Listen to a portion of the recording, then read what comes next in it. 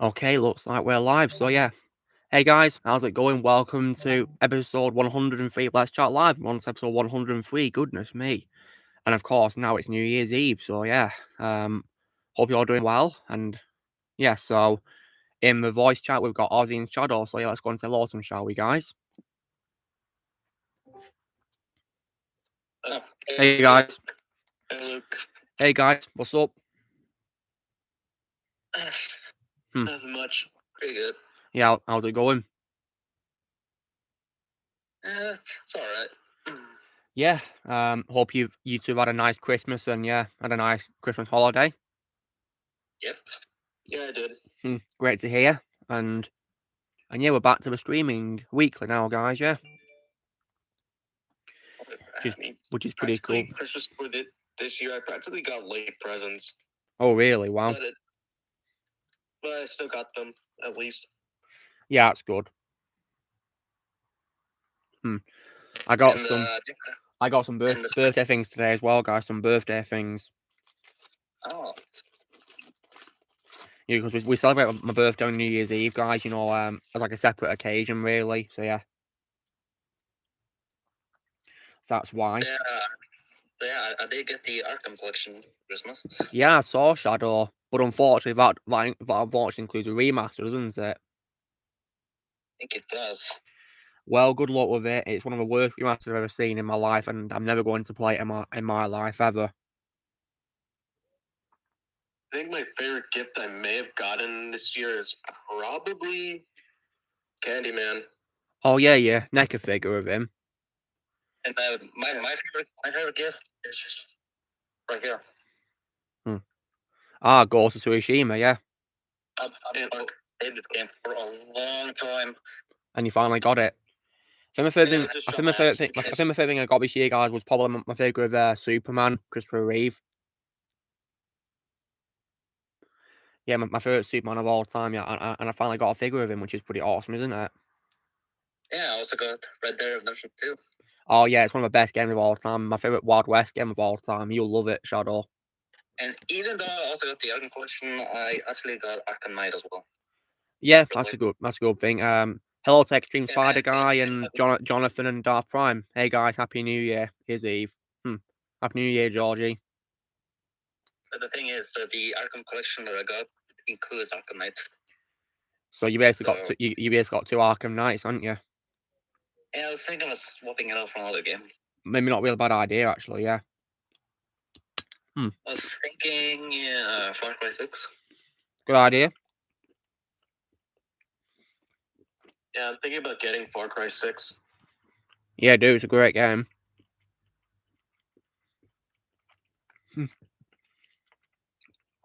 And let me guess, Shadow. Would you say the main reason why on that game is because of John Carpenter's I'm a Stranger Things DLC?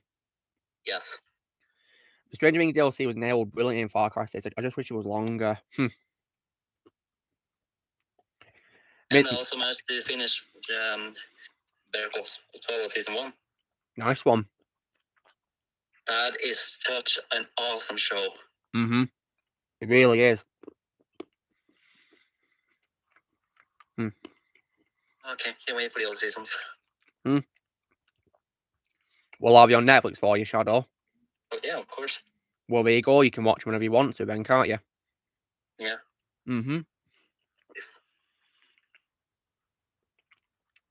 No, I'm not watching X-Men 97. I'm not interested.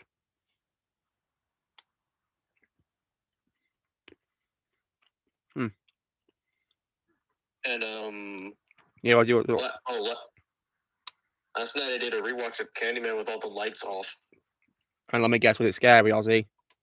Oh yes, it was a lot freaky, mostly with the bees on screen. Well, I can't blame you. It's a very freaky movie. Yep, but I never gave my rating for Candyman. I give it a 10 out of 10. Yeah, me too. It's a masterpiece. Yeah, I think it's the most underrated horror movie I've seen. Yeah, I can't blame you, yeah. Happy New Year, Thomas. And also today, guys, I also called some box my negative with Kratos from God of War 3 as well. Yeah, I saw that. Pretty awesome. Yeah, my favourite role of all time is TC Carson. Yeah, I gotta try to get a Kratos figure. Yeah. Hope you'll find one. Yeah, but first I think I would do Nathan Drake first. Mm-hmm. Yeah, I think I saw a figure of Nathan Drake yesterday at Forbidden Planet, but it was based on Tom Holland's version, not the game version. I'll probably do the game version and then Tom. Mm-hmm. Yeah. I think I would mainly just look for from the game. Yeah. Version. Because Shadow, you've not even seen the film yet, have you? Nope. Mm-hmm. The games are better in my opinion. So far, I'm loving them. Yeah. I think tomorrow, guys, I'll be starting the 4th game. I had to, load it up yesterday because, I mean, guys, you guys have played on PlayStation. Have you guys ever had a problem of, like, games corrupting? Not yet. Mm. I think so. Yeah, because it happens to me sometimes. It's very annoying.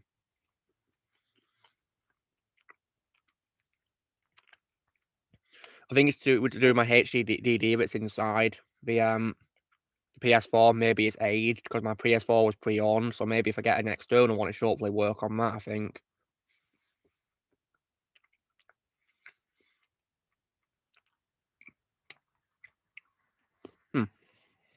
Happy New Year, Rex.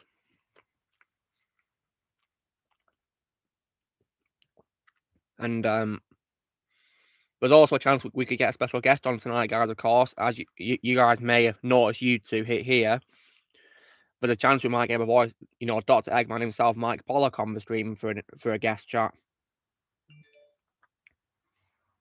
Yeah, I'm excited for that.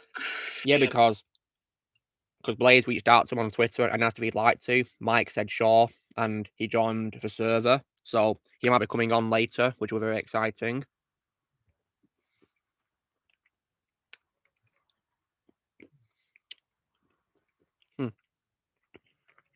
Yeah, I just hope that I won't have another connection problem again. Well, I can feel your pain, Shadow. It's not nice, is it? Horrible. Like, whenever internet just goes off, I always rage angrily. Oh, yeah, it gets incredibly annoying. Yeah, especially when I talk to you guys, I get pissed. It's not fair. Yeah, it's really unfair.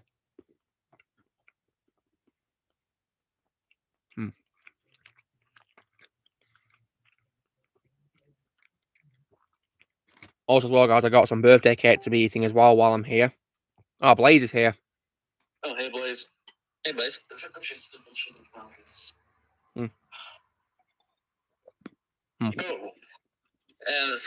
So Blaze, what did you want to talk to me about earlier? I just wanted to show you my room right now. My brother's here. Let me show you guys because I'm just using mobile data for this, so it's gonna take some a lot. Look at all this mess here. Oh wow, a lot of stuff there, Blaze. Oh yeah, I just had to return my table because it kept moving. It moves less now. I had to do this. Do you see it? Oh wow. Yeah, this thing has to be super glued because it keeps popping out. Apart from that, the table would be done. Looks like I've been busy, Blaze. Yeah. Yeah, I've been doing bits, so I've just been reorganizing the room. Oh god, look at this, Luke. Oh, what's that, Blaze? My PC, but look at this. Oh dear, dust. Oh god, it's reminding me of honeycombs. Extreme Spider Guy, I refuse to watch Lightyear, so that's not going to be included. I refuse to watch it. Yeah, same here. I'm not going to waste my time on that trash. And I'm not even watching it either because I hate Chris Evans as well. So yeah. I just noticed the tape on this didn't even last because I taped my charger on here for my AirPods. I tend to roll around it when I sleep, and sometimes I accidentally knock them off the bed. So that's why I did that. Oh, Joseph's here, guys. Joseph Corcoran, one of my most frequent supporters. Yeah, I think it's his first live stream appearance. Yeah, But George, to answer your question, I'm not interested in Blue Beetle. Yeah, me neither. I'm just gonna watch. I'm just gonna watch Fear of the Gods, and that's it. I'm only watching Fear of the Gods because Shazam, in my opinion, deserved a sequel. And that's it. And I'm actually excited for Fear of the Gods. Yeah. That'll be the end of my DCU journey because, yeah, like I said, guys, I'm not continuing without Henry. Same here.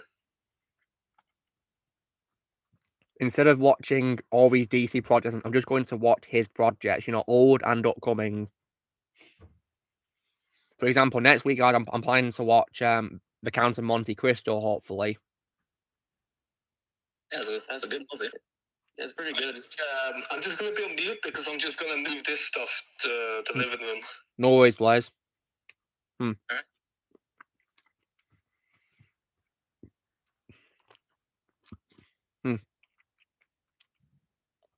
And, yeah, so... See, when it comes to DC, guys, in my opinion, the DC Extended Universe is dead, but there's thankfully still hope in terms of Matt Reeves' films, though. I'm definitely going to watch the Batman sequels. I just hope that James Gunn won't cancel the sequels to the Batman. If he does, I'm going to go mad. You better not interfere with it. Yeah, especially because it's not part of DCU anyway, so leave it alone, for God's sake. Let Matt Reeves handle it. Yeah, it's already destroyed one franchise, so... You better not destroy another. Can't believe, we once trusted him and he's done this. And I even liked him as a director as well, because, I loved the Guardians of the Galaxy movies he did and the Suicide Squad and Peacemaker? Yeah, I guess. But I'm not watching series 2 of that. And I'm also the fact that he also supported Chris Pratt when people were trying to cancel him as well. Yep. And now he's gone and done this. Look what's happened. He's ruined everything. I mean, hey Nick, what's up? But when he did defend Chris Pratt, he actually gained a bit more respect. But now that he gets cancelled the DCU, no, I'm done with him. Screw him. I lost every bit of my respect over that. Spider Guy, I'm not interested in Joker 2 either, so I don't care about that. Yeah, well, I don't even understand why. First off, it was fine on its own, and secondly, why are they making it into a musical? Doesn't make any sense. The fact that they made it into a musical killed my interest immediately. Yeah, Joker doesn't belong in a musical at all, and the first one didn't even need a sequel. It had a phenomenal ending, but doesn't need any continuity. If I am to be honest. So yeah.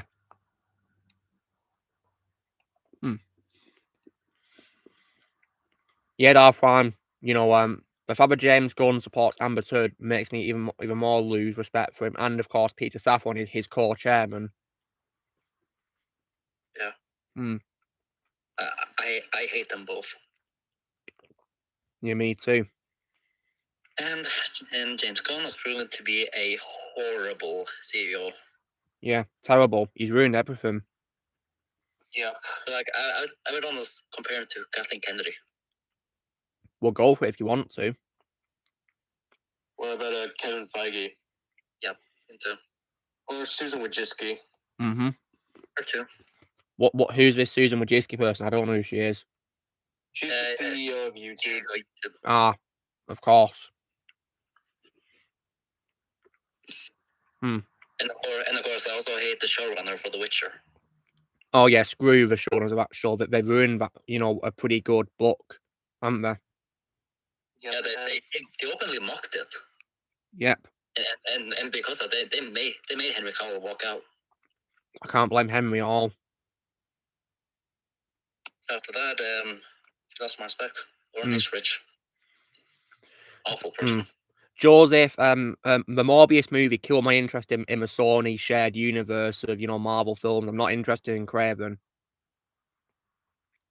And I'm also not interested in Craven because they're going to make him an animal lover, and that's not who Craven is at all. Craven's a hunter, for God's sake. And I just watch it for your benefit. He was also horribly miscast. Yeah. Should have been Jason Momoa.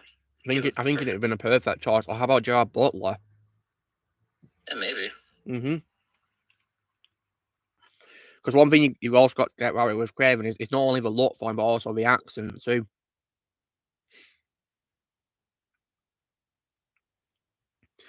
I mean, I suppose maybe Aaron Taylor-Johnson could pull off, an accent because he's done a Sokovian one before for Quicksilver, but, I'm not sure if he can do Craven's. I'm not sure. Yeah, of course he's looking. That's my favourite role of Aaron Taylor-Johnson. Me too. Yeah. And in case you guys wondering, I've got quite a considerable large amount of things to show you, from before and after Christmas. So yeah, quite a considerable amount today. Yeah, I just showed off some things. My favorite things I got for Christmas. Yes, and so have you ever chance to play Ghost of Tsushima yet, Shadow? Not yet. I was thinking about waiting until I finish Assassin's Creed. Assassin's Creed? Which one are you playing? I was thinking all of them.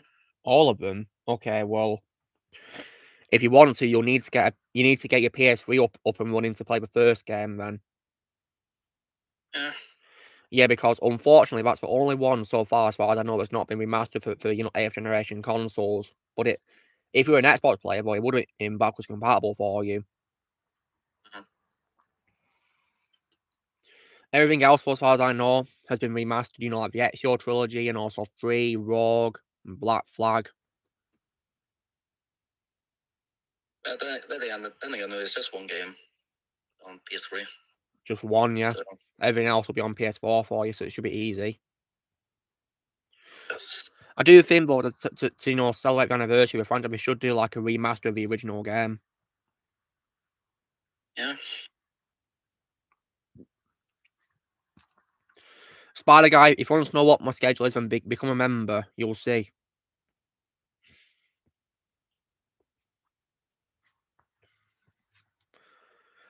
But yeah, in terms of what I got from Amazon, guys, I was able to get the seasons of Star Wars Rebels, which I, couldn't find, last week. Being season 1 and 3.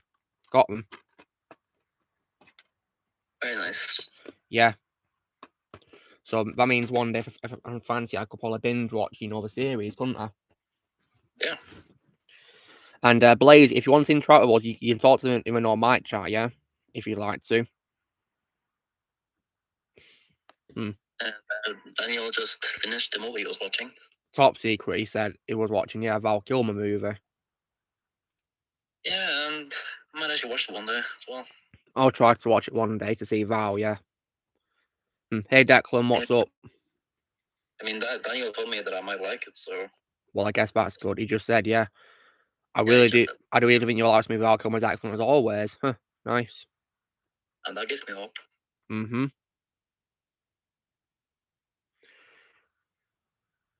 Joseph, I already replied to your comments on one of the videos, but I stopped watching Doctor Who. I don't care about it anymore. Doctor Who's dead. And it will remain dead. Yeah, I think it will do, yeah. I'm no longer interested. There's nothing they can do to get me interested in it. They killed it, my interest in it. With the whole Time of Children retcon, it ruined everything. I think I stopped watching like 9 episodes in or so. It's the 13th Doctor. 9 episodes in, so wait, Shadow, did you not watch the 12th season from 2020?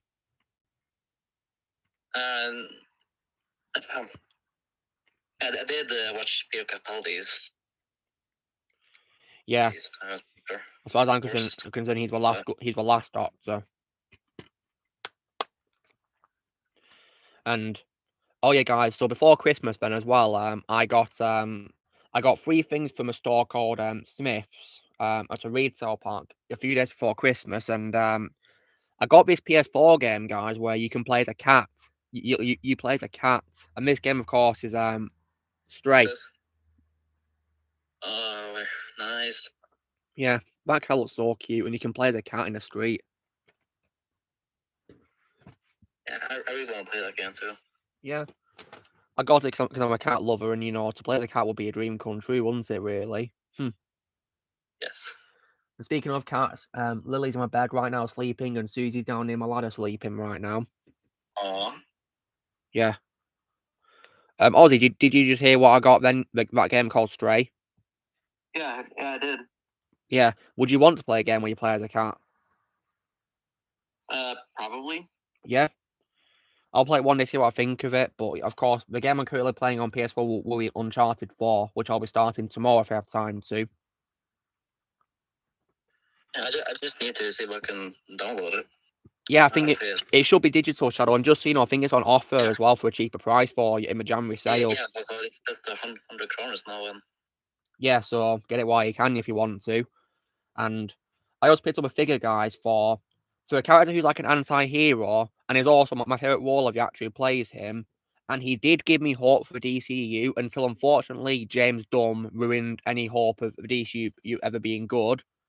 And that's, of course, na na na na na na na na na na. Black Adam, yeah. This time, of course, without his hood, and he's got a throne to sit on. Very nice. So what's cool is I can literally recreate his pose in the poster where he sat on his throne. Which is really cool, isn't it? Really awesome. Yeah. Yep. And then the last thing I got from Smith's guys was also another figure for one of my favourite DC superheroes of all time from a movie he appeared in as well, actually. And my favourite wall of the actor who played him in this movie, which of course is dun dun dun dun dun dun dun. You see it, guys? Batman. Yeah. It's Pattinson, yeah. Robert Pattinson's Batman. You know, I think I'll probably unbox these probably in the coming week. I think tomorrow I might unbox Black Adam without his hood. So yeah, I'm pretty happy. And also as well, in terms of what I also got from Amazon, not only did I manage to get Star Wars Rebels, but I got the first installment of an Xbox exclusive series to Xbox, which Blaze recommended to me, and Blaze can confirm this, can't you, Blaze, if you can hear?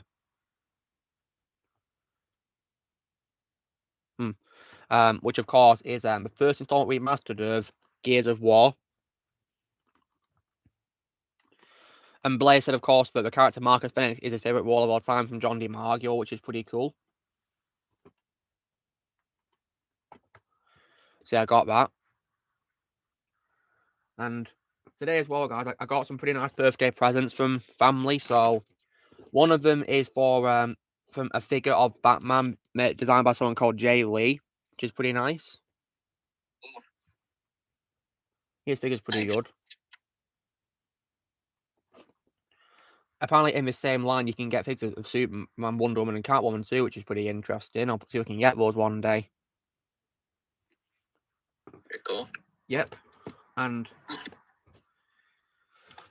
also as well, got this nice. I've got something to show you, Luke. What is it, Blaze? Do you see it? Wait, is that your? Wait, what's that, Blaze? Is that your games? It's in Mortal Kombat. He's got like a box of games. Nice. Play as Kratos. Oh yeah, Blaze. I just showed everyone Gears of War remaster. Oh, nice. Yeah, and you can say that you recommended it to me, didn't you? Yep. And it has your favourite wall of all time from John DiMaggio, doesn't it? Oh yeah, it does. Yeah. I also got this Manchester United hoodie, guys, here. Very nice. Which is pretty nice. Nice.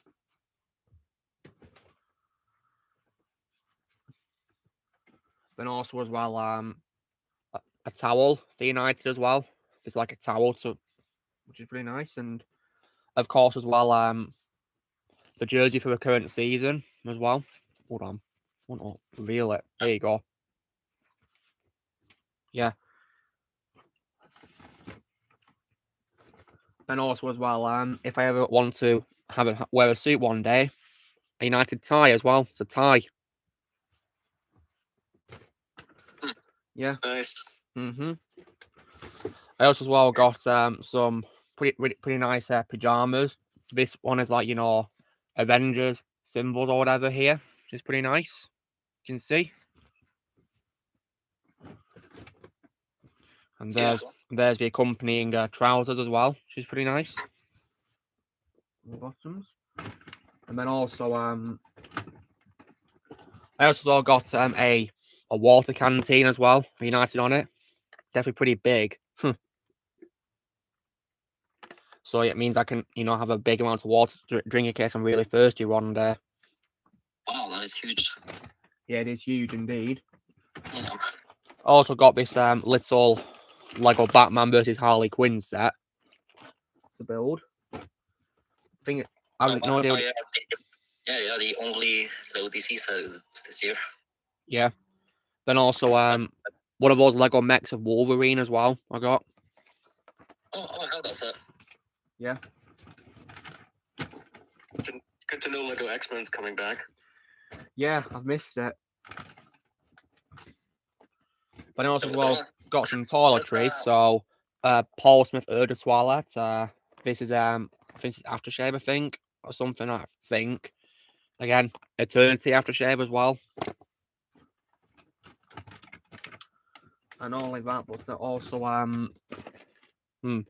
Lego bricks heads of the Mandalorian and Grogu. Which is pretty cool.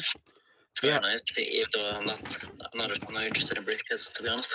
Well, I got as a present, so I accepted out of gratitude.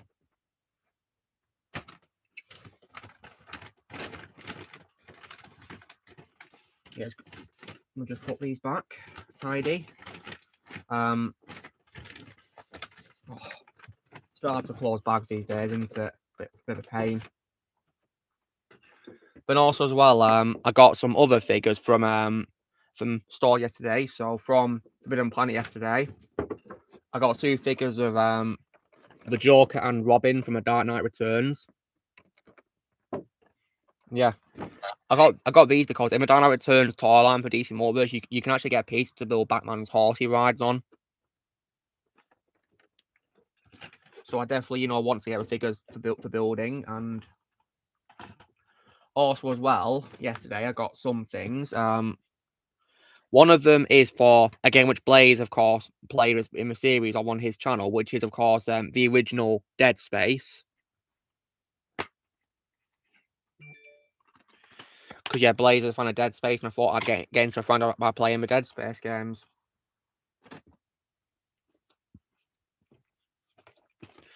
But I also picked up as well a PS4 game called Sniper Ghost Warrior Contracts as well. Got that. But I also as well got a Titans of Cult Steelbook for Zack Snyder's Watchmen. Very cool. Yeah, which I'm definitely happy to have got because I think this is a very underrated superhero movie that deserves more love. Yesterday as well, guys, I picked up one of my favourite Scorsese films of all time, which is Raging Bull, the film won Robert De Niro the Oscar for Best Actor. Then also as well, picked up one of my favourite musicals of all time, which is actually directed by Bradley Cooper, guys, as my favourite of all time of Lady Gaga, which of course is A Star Is Born. Yeah, I love Star Is Born. Such a great movie, in my opinion. And it's proved that Lady Gaga is actually a great actress, isn't she? Because while I think she's a very iconic singer in the singing industry, I think she's a very talented actress. She really can do well at acting. I'm not kidding. But also as well, guys, I also got a shirt of Jurassic Park. So yeah, I'll be wearing this in the reviews I'll be doing for the franchise. Nice. Yeah. But also as well from HMV yesterday, I got a figure of Superman from the Superman animated series wearing his black suit. This is from the DC animated universe, so yeah, pretty cool. And yeah, speaking of that, of course, this week I unboxed my figure of Batman from the animated series. So yeah, which was definitely a lot of fun to unbox. This is one of my favorite figures I've ever had, and yeah, of course, rest in peace, Kevin. Yeah. As far as I'm concerned, he also will be the greatest Batman of all time. Always. Yep, always and forever. Then also, guys, when it comes to what I got last week, I'm like, going through my pile of what I got, last week and this week and whatever. So I actually got another figure of Kevin's Batman, and this time it's Batman from Injustice 2. So yeah, comes with a comic too, which is pretty awesome. Yeah. Injustice 2 is definitely a great game as well, in my opinion. I love the Injustice games. Then also, you know how I got figures from Madonna Return yesterday, guys? Well, I actually as well got figures of Batman in his armor from a movie, and also Superman as well, based on a comic and animated movie. Very cool. And in case you guys are wondering, in an animated movie, Kevin doesn't voice Batman, but he's instead voiced by RoboCop himself, Peter Weller.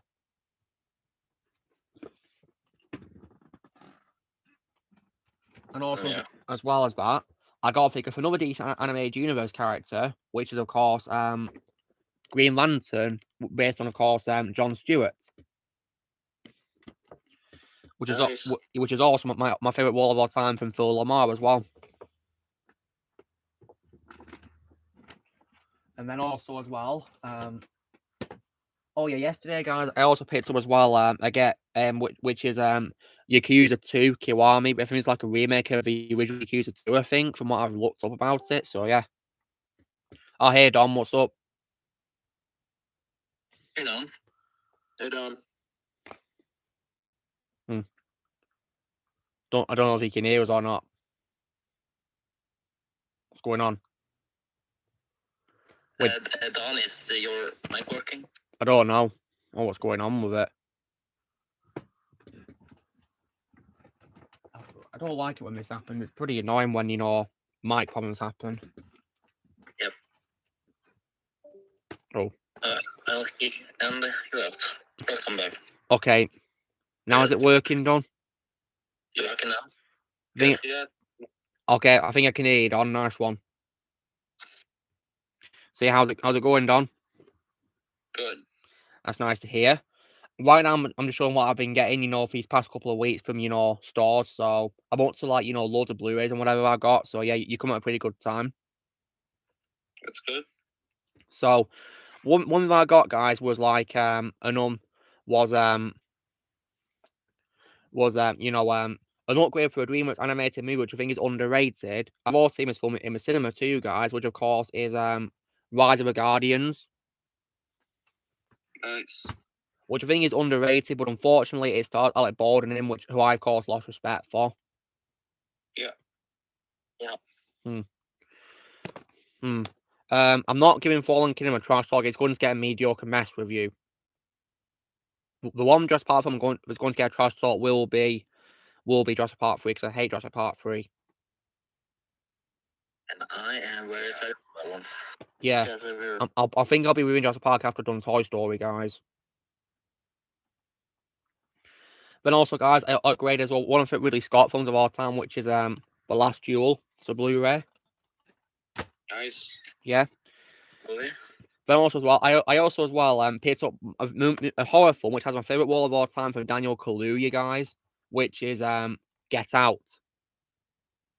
Nice. Like, oh my god, right, that film was pretty scary, but his performance was absolutely incredible, weren't it? I need to watch that movie. Well, it might be on Netflix for you, Shadow, hopefully, because I watched it on there. Hopefully it's on there for you too. Okay, I found it in HBO Max. Yeah, hopefully it should be there for you. Then also as well, I picked up as well a television film which is actually the debut to Steven Spielberg, guys, which is Duel. Nice. Yeah, that's his first film, guys. Then I picked up as well another film, which of course is produced by the Russell brothers, and it has one of my favorite roles of all time from Chadwick Boseman, may rest in peace, which is 21 Bridges on Blu-ray, which I upgraded. Yeah, great movie in my opinion. I also picked up a film as well as part of my support with Johnny Depp, guys, which is in with Angelina Jolie and Paul Bettany, which is The Tourist. Nice. Yeah, I thought it was a pretty good movie in my opinion.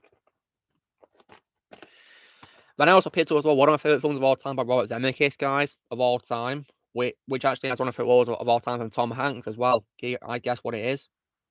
Castaway? No, I couldn't find that, sadly.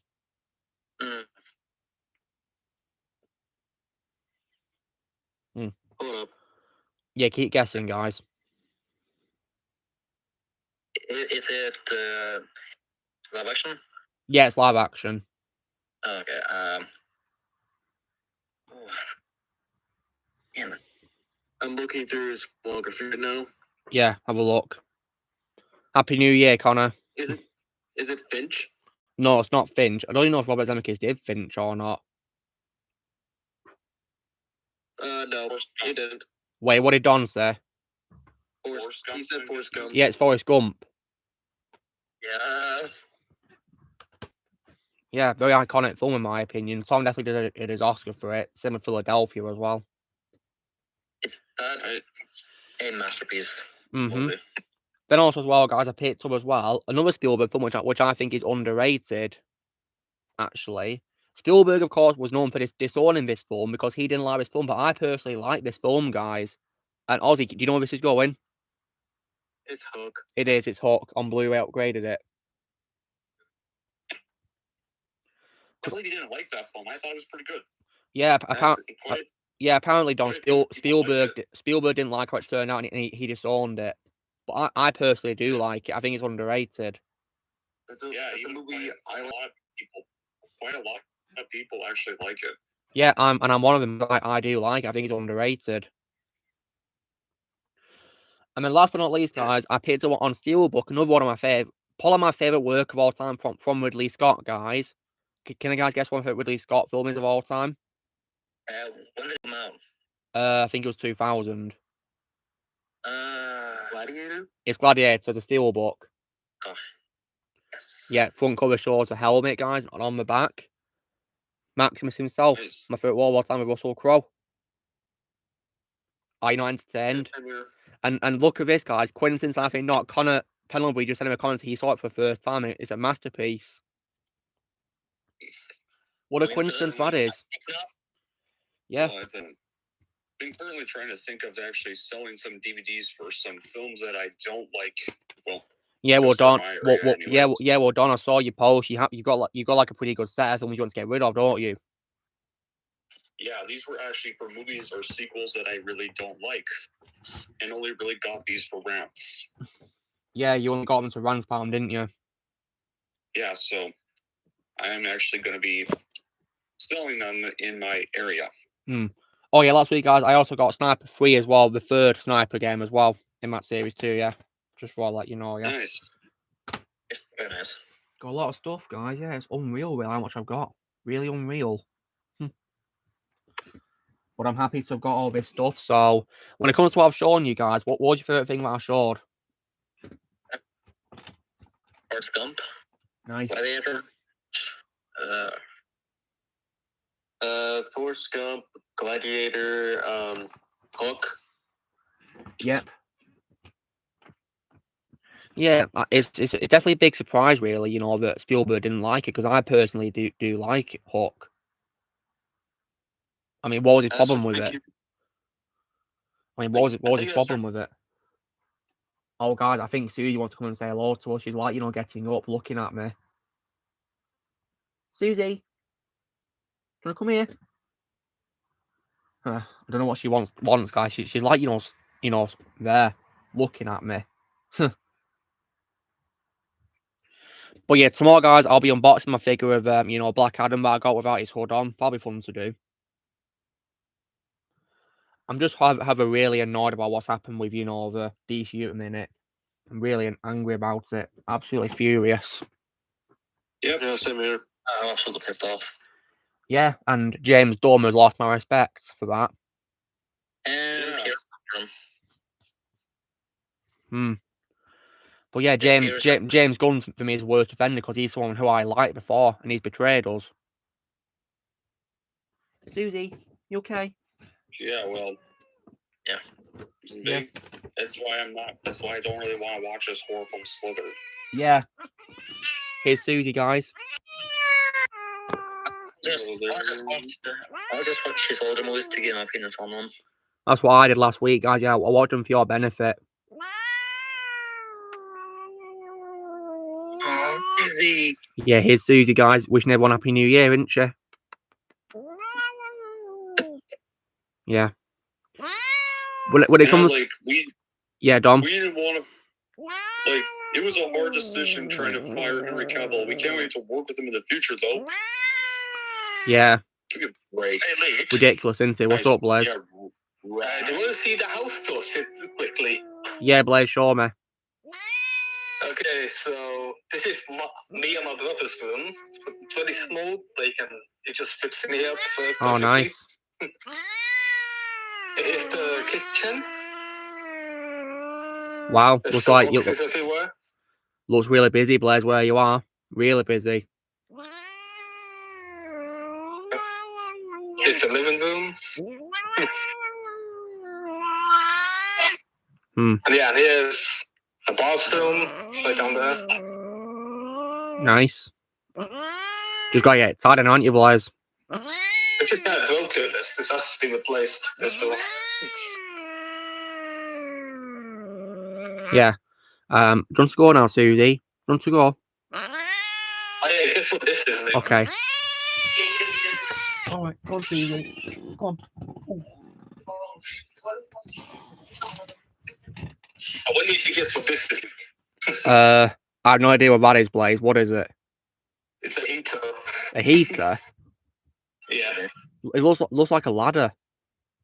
Yeah, it does. But it's a heater. Heater is the valve for it. It's electrical powered, so yeah. Yeah, guys. Susie's always sounding like that on the stream, isn't she? She's always so loud, isn't she? Yep. She doesn't make sense because like she meows at me for attention, so I give her the attention, but she's like meowing in my face. Like I don't know what she wants. Oh yeah, we unfortunately left the bin at the old house, so we're gonna have to go get it tomorrow because we just put stuff in trash bags right now. All right. I start my MCU review series this upcoming week. How exciting, Don! I'll be sure to watch them. And I know, yeah, Don. And Don, you know how you said that you don't want to watch Slither, do you? Because you lost respect for James Dunn. Yeah.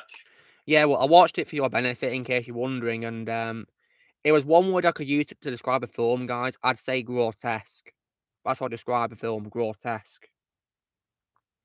Yeah, I saw your Discord post. Yeah, that's what I'd say, yeah. Saying to everyone here who didn't see it, yeah. In my opinion, the film is grotesque. And I literally just saw some of the things you described. I'm glad I'm definitely ain't watching it now. Yeah, I mean, if you don't like animal cruelty, guys, it might not be worth watching, to be honest. Like, not only is it directed by a director I've lost respect for, it has an actress I've lost respect for. Yeah, unfortunately, guys, if you guys don't like Elizabeth Banks, she's unfortunately in this film as a main female protagonist, sadly. And was she annoying? She was, all right, but it's that feeling of like, you can't look at her, that kind of thing, really. Yeah. I could tolerate her in this because this was thankfully before she did that Charlie's Angels reboot, which of course, flopped, and she blamed men for its failure, didn't she? Because she's sexist, didn't she? Yep. Like, it's not because of men that the film failed. It's because people of both genders did not like it. Yeah, people are sick of this woke garbage. Yeah. And you're like, how is it our fault? It's not our fault at all. Oh, Blaze, you got a Twitter pillow with the old logo on. Yeah, that's a logo. Yeah. So. I have no idea why a Minecraft sword is there, but yeah. I used to have one of those. I got rid of it. Hey, Liv, what's up? Hope you're doing well. There's my dog. Ah, dog's so cute. Yeah. Oh, yeah, adorable. Yeah. So this will be my setup for now. I'll be like sitting here, and in the videos you just see the door now. Oh, nice. Hey, about Dollar, what's up? What else can I show you in this mystery box? Let's see. I see loads of games there. Loads of them. Oh. Oh, I'm just playing the Ghostbusters game right now. Oh yeah, on Switch, Ozzy, nice. Yeah, it actually runs pretty well on Switch. Oh, that's good. What coincidence, Luke? You got them Assassin's Creed games together, nice. Unity 2 and Yeah. 3. Awesome. Yeah, I'm doing very well, thank you, That's it, Bardola. I'm doing very well, thank you, Bardola. Yeah, and congrats on passing your exams. Nice one. The best sequel. Definitely a nice achievement to accomplish when you pass your exams. Infamous. Oh yeah, the original Infamous, nice. As soon as I get a PS3, guys. As soon as I get a PS3, guys, I'll be making a beeline for the Infamous games. You know, the first 2 ones, and also God of War Ascension. Oh yeah, don't forget the DLC, Festival of Blood. Well, I'll try to get DLC. Yeah. It's the PS3 box. When it comes to a PS3 game, I would very much like to play it. That's the Portal games. Wait, what'd you say? Shadow. When it comes to PS3, I would very much love to play the Portal games at one time. Oh yeah, Portal. Aren't they made by Valve, Blaze? Yeah. They should hopefully be back available for me to play, I hope. I'm probably just gonna get the Portal games on Switch. Keep it there, yeah. I mean, I used to have them on Xbox 360, but I don't remember what happened to them. I see Daniel's job. What's up, Daniel? Hey guys, you doing okay? Yeah, doing pretty well. Yeah, having a nice chat, talking. Yeah. So Shadow, I finished the. Yeah, I saw it. That's cool. I have a question for you guys. Yeah. Do you guys remember a time when you were a younger child and you remember the promotional material for a movie that you were too young to see and you waited years until you finally saw it? Yeah. Good question. So, go ahead. Has anyone here got an example? I'd have to probably say the first VHS film from 2012. Never seen any of those films. Gotcha. So one that is from my childhood, I don't know if you guys remember, but on the streaming service that is Hulu United States, as of right now, something called I Am Number 4. I vividly remember when I was 9 years old in 2011, them promoting the heck out of this movie during the summertime, and I just never got around to seeing it. And I think I understand why, because it's a young adult adaptation that wasn't given a big budget, and so it's got somewhat cheap special effects, but apparently the book series that it was adapting was really popular at the time. So I'm just checking it out just to see if it's fun. And guess what, Ozzy? Yeah? It was filmed in your hometown. Filmed in Florida. That's it was cool. filmed in Florida. That's cool. Yep. By the way, speaking of VHS, not 100% guaranteed for next week, but sometime in January, I am going to plan on binging that franchise pretty soon. Well, have fun, Daniel. Right, well, here's my recommendation for how it goes. For the first film, the first short Amateur Night is really good. 10/31/98 has some moments, and Tuesday the 17th is not bad. Friday the 13th throwback. The second from Ty West, the Skype segment, the sick thing happened to Emily really suck. Then when it comes to the second one, nearly all the segments are good, except for Phase 1 clinical trials. For viral, just only watch Bone Storm, and that's it. 94, the subjects. There's this one with this sewer rat. I forget what it's called, but that one's also pretty good. And for 99, the suicide bed is a pretty good claustrophobic segment. And To Hell and Back is pretty good if you want a segment with a story, or story-wise. And I have not seen the spin-off film Siren. I know, like, the Alien segment from 2 is going to be getting a film adaptation to see how that goes. And then, yeah. It's funny that... I know we're getting another one. Sorry. It's funny that you mentioned, like, an Alien 7 becoming a movie, Don. It reminds me a lot of, Machete and Spike is getting a movie of his own. Yeah. Oh, yeah. And probably another great segment from the second one is A Ride in the Park, which is a nice zombie segment. So, I've actually seen that on YouTube. Yeah, it's a pretty good, short film. Really good. Yeah, it's like it comes after the Phase 1 clinical trial segments. So. Yeah. I should probably binge watch this whole VHS franchise soon one day, see what I think of it. Yeah. Yeah. There's a few horror franchises I've not seen. There's a few horror franchises I've still not seen yet. I mean, I know one. I mean, Dom, when it comes to a franchise of Cabin Fever, didn't you say that you think it should have been just a standalone film? Yeah, exactly. Yeah.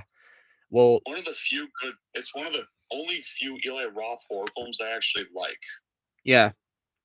He kind of has the same Rob Zombie problems. Well, that sucks. But with Hostel, the third act is good. Because one of the guys in Hostel actually gets his revenge on the torturers, and it is pretty satisfying to see. Oh wow! So the third act is actually pretty good. And then the sequel, Hostel Part 2, sadly pulls an Alien 3 on that character in the beginning. Yeah, Don, didn't you say in one of your videos that you think Hostel should also be a standalone film as well?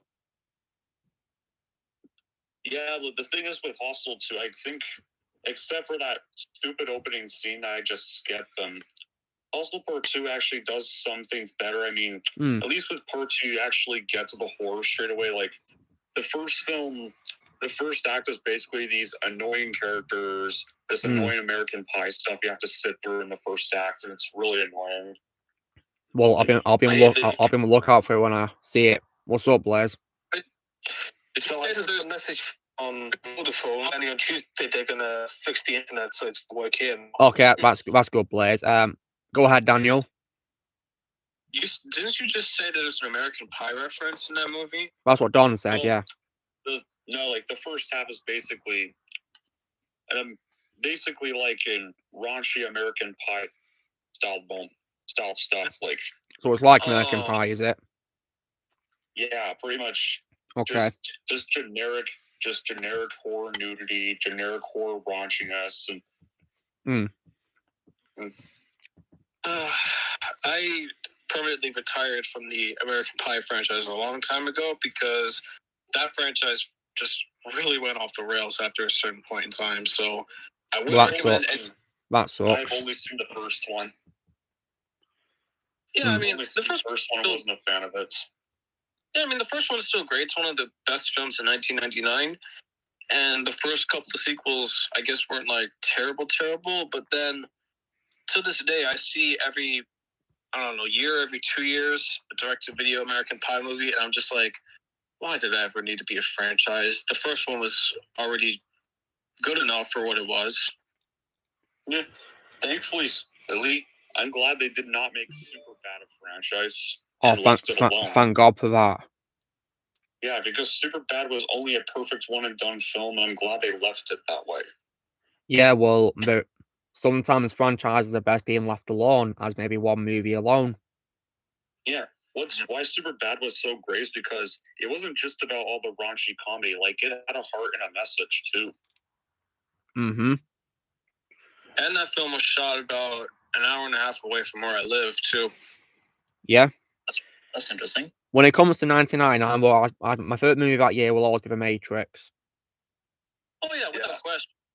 Without a doubt. It's a masterpiece, The Matrix. One of the greatest films of all time. Yeah, The Matrix, Phantom Menace, and quite a few others. Yes. Oh, hey, we got some good news. What's up, Blaze? Mike Pollock will be joining us soon. Well, I'll be looking forward to welcoming Mike Pollock. So, if you guys know who Mike Pollock is, he's a voice of Dr. Eggman in several Sonic games and shows and whatever. Oh, yeah. Yeah, so we'll be talking to him about it. You know, he's got free time on his hands to speak to us about, just talking to him, asking him questions. He only confronted to me 90 minutes, but apparently if no one comes to the house, then yeah, he got to talk bongo. That's nice. Does anyone know if the man will be joining us? I don't know if he will or not. Is he busy? I don't know. And Shadow, you know how you were 1 hour ahead of me in terms of your time zone? Are you going to be like heading off to celebrate the New Year with your family? Are you going to stay here? I'm just gonna stay with you guys. All right, nice one. Yeah, because I'm mostly gonna stay. Personally, guys, I think the New Year is so overrated. Well, I agree. That's why I'm doing my stream. Same here. I find not the one that doesn't like it. Like it's just the same thing over and over and over. Yeah, it's boring. And it never ends up great. Yeah, it's pretty dangerous. New Year's sometimes. Yeah, I mean, last year, guys, I didn't even celebrate the New Year. Last year, I instead went. I fired up Netflix and watched Flushed Away for the first time ever. Flushed Away. Yeah, I was just watching movies as well. Yeah. So Daniel, that's an example, Daniel, of a film that was promoted in my childhood, but I didn't get to see until recently. That's nice. I'm glad I wouldn't stop. I'm glad I wouldn't stop. The Incredible Hulk. Oh yeah, because Ozzy, you first saw it, of course, last year, didn't you? Yeah, I remember all the commercials for it and all the Burger King advertisements for it. Except I never saw the movie. Yeah, until last year, and you watched it, and you also regard Ed Norton as a true Hulk, don't you? Yep, he's the true Hulk, not Mark Ruffalo for me. Yeah, I think Mark Ruffalo's Hulk is overrated these days. He's turned into an absolute joke, especially thanks to a She-Hulk show. Oh yeah, Mark Ruffalo's Hulk has been destroyed. One movie that Bill's last thing was Escape from Planet Earth. It actually has Brendan Fraser. So Escape from Planet Earth is that you have two blue alien brothers who are off scouring the world, and then Brendan Fraser's alien character comes to Earth and gets kidnapped, and the other brother has to come to Earth to save him, except they're both locked up in Area 51. I remember vividly 2012 when that movie came out because, you know, as a kid loving the Money, Dazzled, and Encino Man, Brendan Fraser, and then I never saw it until like a couple years ago. So that's my example. Yeah. I remember seeing that movie in theaters. Speaking of speaking of Brendan, guys, so Don, didn't you of course get to see The Whale as well, his new film? I did. And based on that film, do you reckon he of course deserves the Oscar for it?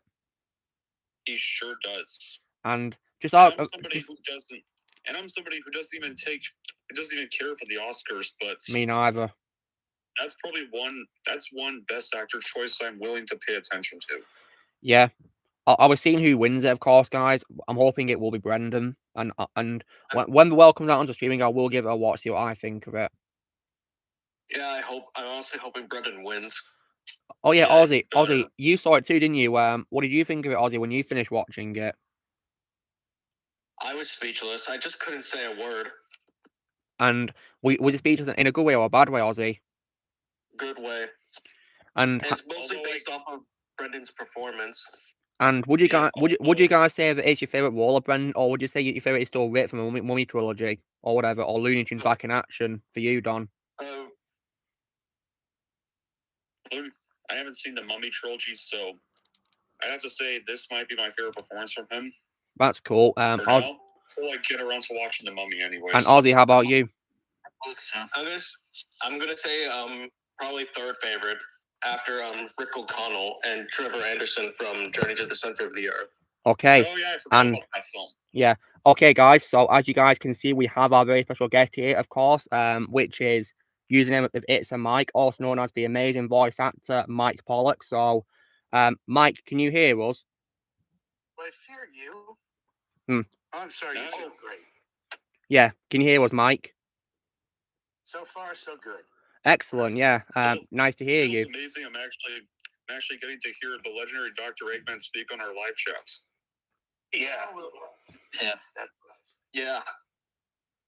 Yeah. So welcome, Mike. Hope you're doing well. So far, so good. It's that kind of day. That kind of day, yeah. So in case you're wondering, Mike, you're my favorite Dr. Eggman of all time. I've grown up with you in my childhood, and like I've been exposed to quite a lot as Eggman, and I don't imagine any acts other than you playing Eggman. To be honest, I don't think you can be topped all, in my opinion, as Eggman. Thank you so much. That's very kind. Yeah, my pleasure. Yeah. So we're all here, and if you don't mind, we have questions to ask you, and we've also got people as well watching the stream who are wanting to ask questions as well. So right now they're like greeting you, saying like Eggman, my favorite Dr. Eggman is here and whatever. Excellent. Hi, let's do it. Yeah. Okay. So Mike, there's a question I've been meaning to ask you. Is but Now, I don't know if you've seen his performance or not, but have you by any chance seen Jim Carrey as Dr. Eggman in the Sonic movies? I have not, other than the occasional movie trailer, but I've not seen the full film.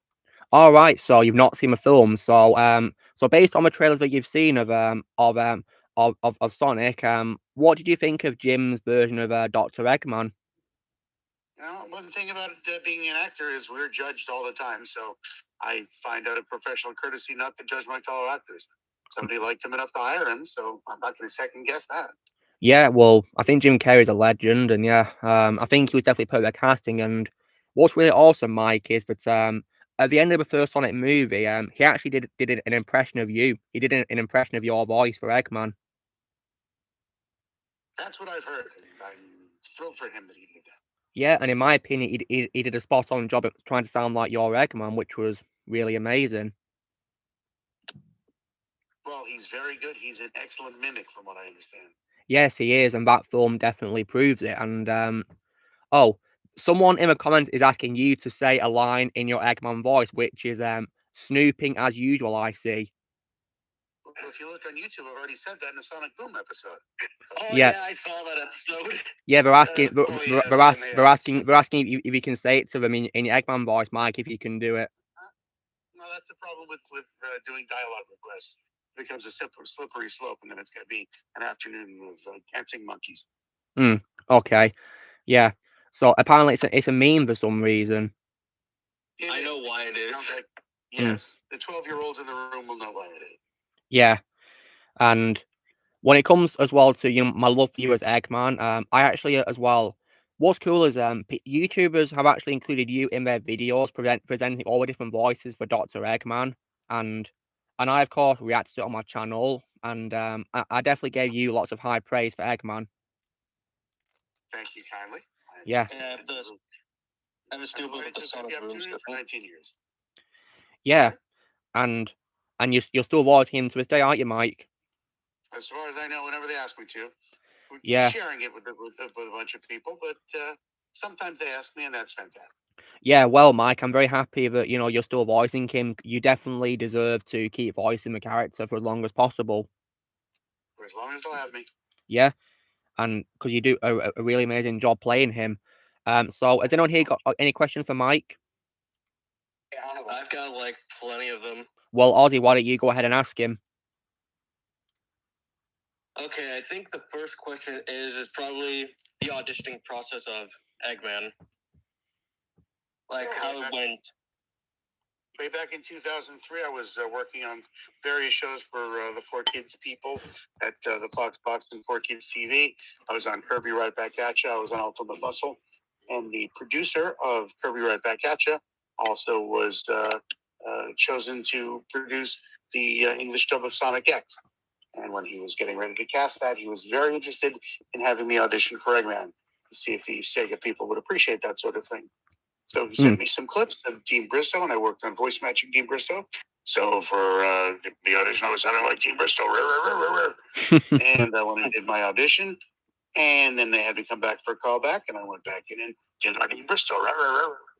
And then there was one more callback after that, and after the third time, I guess third time was the charm, they said, yeah, you'll do. And that was the beginning of the Dr. Eggman relationship, which premiered on August 23rd, 2003.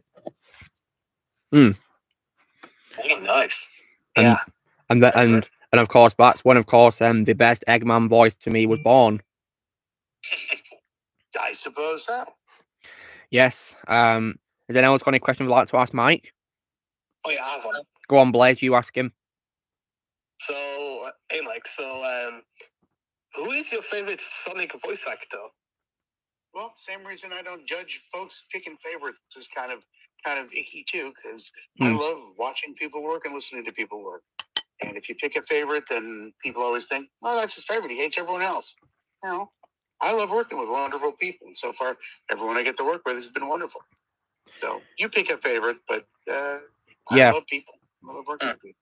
Yeah, a lot of fans of Sonic franchise like to regard Jason Griffith as their favorite Sonic, which is definitely totally a great choice in my opinion. I agree with that one. He's quite popular. Yeah, Yeah. definitely, yeah, and Roger Craig It's Smith. also Ryan Drummond. No, Ryan Drummond. Yeah, Ryan Drummond it is, yeah. Talk about low budget flights. No food at the movies. I'm out of here. Yeah. And Blaze, who is the new voice of Sonic in that new show that came out on Netflix? I know for sure it's not Roger Craig Smith. But No, it's not. I think he stopped voicing him, didn't he? Yeah, let me quickly check. He did the voice of Frontiers. Yeah, do you know who that is, Ozzy? That's Rod for Frontiers. Okay. We're still voices in the game. It's D. Mike Jr. Oh, nice. Devin Mack. Yeah, Devin Mack. Yes. Yeah. Yeah. I got a question. Yeah, go on, Shadow. You give me a question. Hey, Mike. What inspired you to become an actor? I've been acting ever since I was in 3rd grade in a school pageant about the Roman Empire. So I put on a bed sheet for a toga, got out on stage, and realized that that was tons of fun. So I've been dabbling in theater ever since grade school days. Very interesting. Yeah. It's pretty amazing, really, how your career's gone, Mike, and yeah, and I'm so glad that that we're asking you to keep voicing Eggman because I just don't want to imagine anyone else voicing Eggman other than you these days. To be honest. Thank you very much. Yeah. It's completely up to friendly folks at Sega. As long as they'll have me, I'll be available. Amazing. Yeah. And I even as well was exposed to your voice as Eggman in the game of Lego Dimensions as well because you returned to that game, which was pretty awesome. It was an honor to be asked to be involved in a Lego game. Yeah, and what's also cool, Mike, is that I believe you worked with a voice director called JB Blanc on that game, didn't you? Great question. I'm trying to remember who was. They were all nameless, faceless people coming down the line from somewhere in LA. So I don't remember who the director was, but could have been.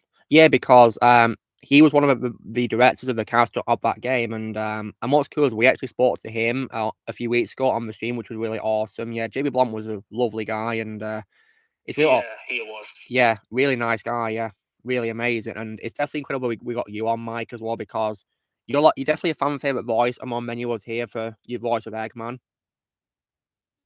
Thank you. I'm delighted to be a favorite. Yeah, absolutely. And has anyone got any question you'd like to ask Mike? I guess I could ask him do you remember that Leaps to Frog Sonic X game that was released on that Leaps to Frog system? Sure.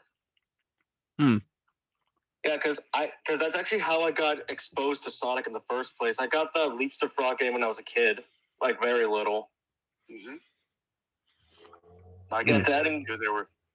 My son was very little at the time. He had it too. Oh wow. Yeah, basically it's like a math educational game. Hardly quite the same level of game that the traditional mainstream games would be, but for the target audience, it was a perfect game. Yeah, because within games, I got introduced to your voice in the game Sonic Unleashed. Sonic Unleashed, the best Sonic game, in my opinion. Also very popular. Yeah, I've heard it's a popular fan favorite game, yeah, which is pretty awesome. I think the first Sonic game I played was like one of those 2D computer games of it, in Green Hill Zone, which was I don't remember the name of it though. Yeah, I know the first actual Sonic game I played, but this was before you, Mike. It was Sonic Adventure 2 Battle. Okay, yeah, that goes way back.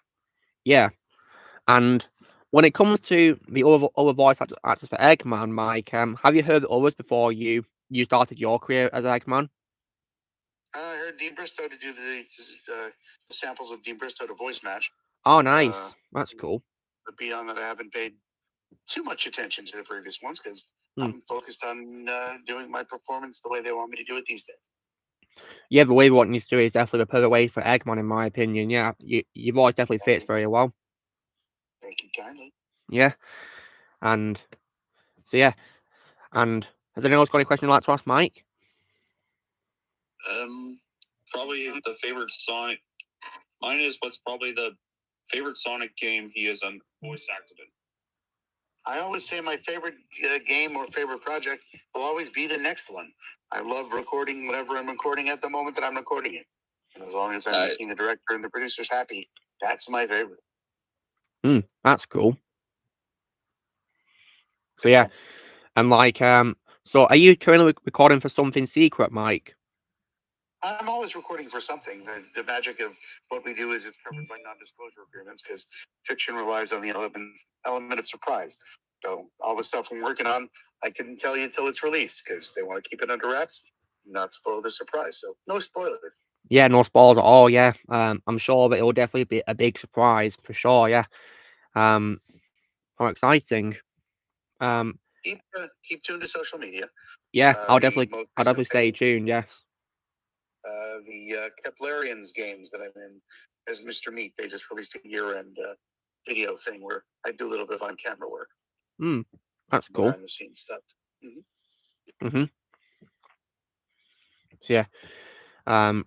So yeah, anyone's got any questions that they'd like to ask Mike? Yeah, in the recording booth, do you work alone or are you put in like groups, like with some other other voice actors? Depends. Excuse me. Depends on the project. In most cases these days, we're alone. Games are generally recorded all separately. Dubbed projects like anime, like Sonic X at the time, recorded separately. Sonic Boom was recorded ensemble style. The Sonic Boom games, or at least one of the Sonic Boom games, was recorded ensemble style.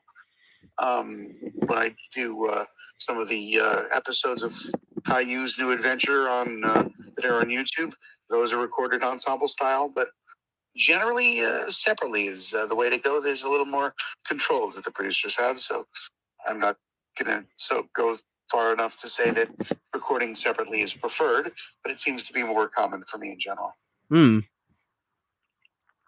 Yeah. I think recording with a group is definitely, a very good advantage because it can make the conversation between characters in like animation or games feel a lot more realistic. Sure, that's what we try to mimic in our redubs thing. Yeah, it's really fun because in case you're wondering, Mike, myself and some people here, we like to do our own voice acting. It's like a fun project these days, redubbing things. Yeah. And it's definitely a lot of fun to do, really. So, as a voice actor yourself, Mike, what advice would you give to people who want to be voice actors in the future? Well, the important word in the phrase voice actor is actor. So get some acting experience. If you've got school theater or community theater available to you, by all means get involved. You can take acting classes to get real formal training, but go in and be prepared to act. Because if you can just go in and do funny voices, but there's no emotion or intention behind them, and you can't control it. It's like getting into a car without having driving lessons. Yes, you're in control of a vehicle, but if you don't know how to control that vehicle, you're not in control of that vehicle. Okay, nice one.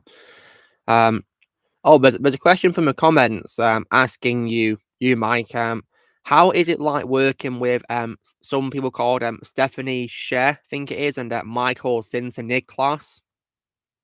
Michael Sinter-Nicholas, Stephanie Sheh, both excellent directors. I usually work with them when they're directing me. They are both involved at NYAV Post. They're fantastic people. Michael is one of the first directors when I started doing this with any regularity way back in 2001 or 2000 even. He was my first director, my first anime, which was Demon Fighter Kocho, which you can look it up somewhere in the cutout bin. You'll of history, you'll find that. And Stephanie has also directed me on a couple of things, and they're both wonderful people. Pleasure to work with. That's amazing. Yeah, really nice. Any more questions, guys? Yeah. Go ahead, Ozzy. Maybe like, how was like your interactions like with Jason Griffith when you were working on Sonic? Like anything related to Sonic? Sure. As far as actually working on Sonic, there were very few interactions because we recorded separately for Sonic X. We recorded separately for all the game. We met in passing as we all did at 4Kids, basically run like a doctor's office where everybody had their appointments. So we'd see people as we were coming and going. But I've done a couple of conventions with Jason, and we got to spend some time together. Tons of fun. We went out and did some karaoke for an evening. That was fantastic. That's pretty cool. Karaoke. Huh. And then a couple of I did a couple of ensemble things, non-Sonic related with Jason, and he is even more fun to work with in person than when we're separate and we're not working together at all. Yeah. And have you ever had a chance to interact with Roger Craig Smith, Mike? Sure. We would work remotely through all the Sonic Boom episodes. We meet up at various conventions and in-person records that we do with Sega. And it is always a pleasure to hang out with Roger. Yeah, Roger's an amazing voice actor, and in case you're wondering, Mike, my favorite role of Roger, of course, would have to be Ezio from Assassin's Creed 2, the video game. Sure. Yeah, I think he does a great job in that, and I think he's amazing as Sonic, of course. Batman. Yeah, and I think he's also great as Batman too, as well. Mm-hmm. He's very talented. Yeah, really talented. Yes, and when it comes to the other Eggman voice actors, Mike, have you ever had a chance to meet any other voice actors for Eggman? Nope, not yet. Oh wow! Our paths do not cross, or at least not normally. But who Wow. knows what the future holds? We may meet up sometime in the future. Yeah, who knows? We might have probably the most anticipated crossover in history with two Eggmans meeting. Absolutely. That'd be really exciting. Well, that reminds me of Sonic Generations with the two Eggmans there. It'll be like that. It'll be like that in real life, won't it, guys? Yeah. Hello, Yeah. Sonic Generation. Yes. And okay, I think I have another question here. You go ahead, Shadow. Mike, what would you say is your all-time favorite Dr. Eggman moment? Again, I don't usually play favorites. I love whatever I'm doing with any character at any time, but also the dialogue comes and goes so quickly, and I'm not there to memorize dialogue. I've got a script in front of me, so everything basically goes in one ear and out the other because we're focused on efficiency and squeezing all the dialogue in the amount of time we have. So for that reason, I tend not to play favorites. Yep, that's understandable. Yeah. I mean, it's hard for me to decide a favorite thing about Eggman, really, because he's had really cool moments and he's shined a lot in all the things you've appeared in as him. So it's hard for me to decide, really. Sure. Yeah, because I think you've played him in many great things really well. Thank you. Yeah. Anyone got any questions? Yeah, go on, Blaze. I don't know if this will be weird, but what was the worst Sonic game you ever played then, Mike? I'm certainly not going to comment and critique my client's output because that's a great way to have them not be a client anymore. So I don't judge the things my clients make. I'm there to make it to do the best job I can when I'm doing my part, which is the only part I'm responsible for. What they do with it when they put it all together is really beyond my control. Yeah. So another thing as well, Mike, is that when it comes to life, as well as your voice acting career, is there any like films or like franchise of you're like a fan of? I'm generally an audio guy, so I'm actually a fan of a lot of BBC Radio 4 comedy shows. Oh, that's cool. You're into radio show. That's really cool. I got my start in radio as well when I was in addition to theater. As a kid, I loved radio and theater. And the wonderful thing about voice acting and voiceover work is it combines the best of both of them. Yes. My acting, but I'm doing it in front of a microphone. Very interesting. Yeah. And when it comes to voice acting for a character, Mike, whenever you've recorded Eggman, do you like tend to copy the movement that he does according to the script, or do you sit there and use your voice to do the work when you're recording? You've got to use your hands and your arms and your whole body because that's the nature of acting. If you're just standing still, not moving anything, it's going to sound that way. But the whole point is to be animated so that it sounds animated, so that it works well with animation. So I'm not. Sometimes there's not facial capture, but they may have a camera on my face to match my facial movements. But the rest of the body is free to do whatever it's going to do. So yes, I may flail my arms and move around while staying on the microphone. But yeah, it's what brings the performance to life. So don't be inhibited. Yeah, I'm glad that you've said that because when I do voice acting, when I'm playing a character who moves around when I'm speaking, I like to, try and copy what they're doing so it looks like I'm basically playing them really. Sure. Yeah. Wow, so I'm the only one who actually sits down when recording. Yeah, it's interesting about Blaze because when you do your voice acting, you do put a lot of effort into your lines, don't you? Just by being sat down, don't you? Yeah. Hmm. That's a big point of debate because you have better breath control when you're standing. So most people prefer to stand when they're recording, but then again, if you've got a long 8-hour project, you probably want to sit. But if you're going to sit, at least sit in a drafting chair so you're higher up and you can have a little more movement of your body. But yeah, generally when I'm working, I am standing, unless the studio involved has everyone set up for sitting, and then I'll be sitting. Yeah. There was one particular moment with Dr. Eggman that I found really funny, Mike, and it was when in Lego Dimensions when there's actually like a boss fight where Sonic has to fight Eggman, and it was definitely really funny how the robots he had fight Sonic kept on, breaking down, and he was constantly yelling, "Deactivate!" Yeah. So, like, when you recorded those lines, were you, like, pretending to be, like, angry yourself when you were recording, like, body movement and gestures? Absolutely. You want to inhabit the emotion with as much of your entire body and personality as you can. So I think back on things that have aggravated me and throw that into my performance.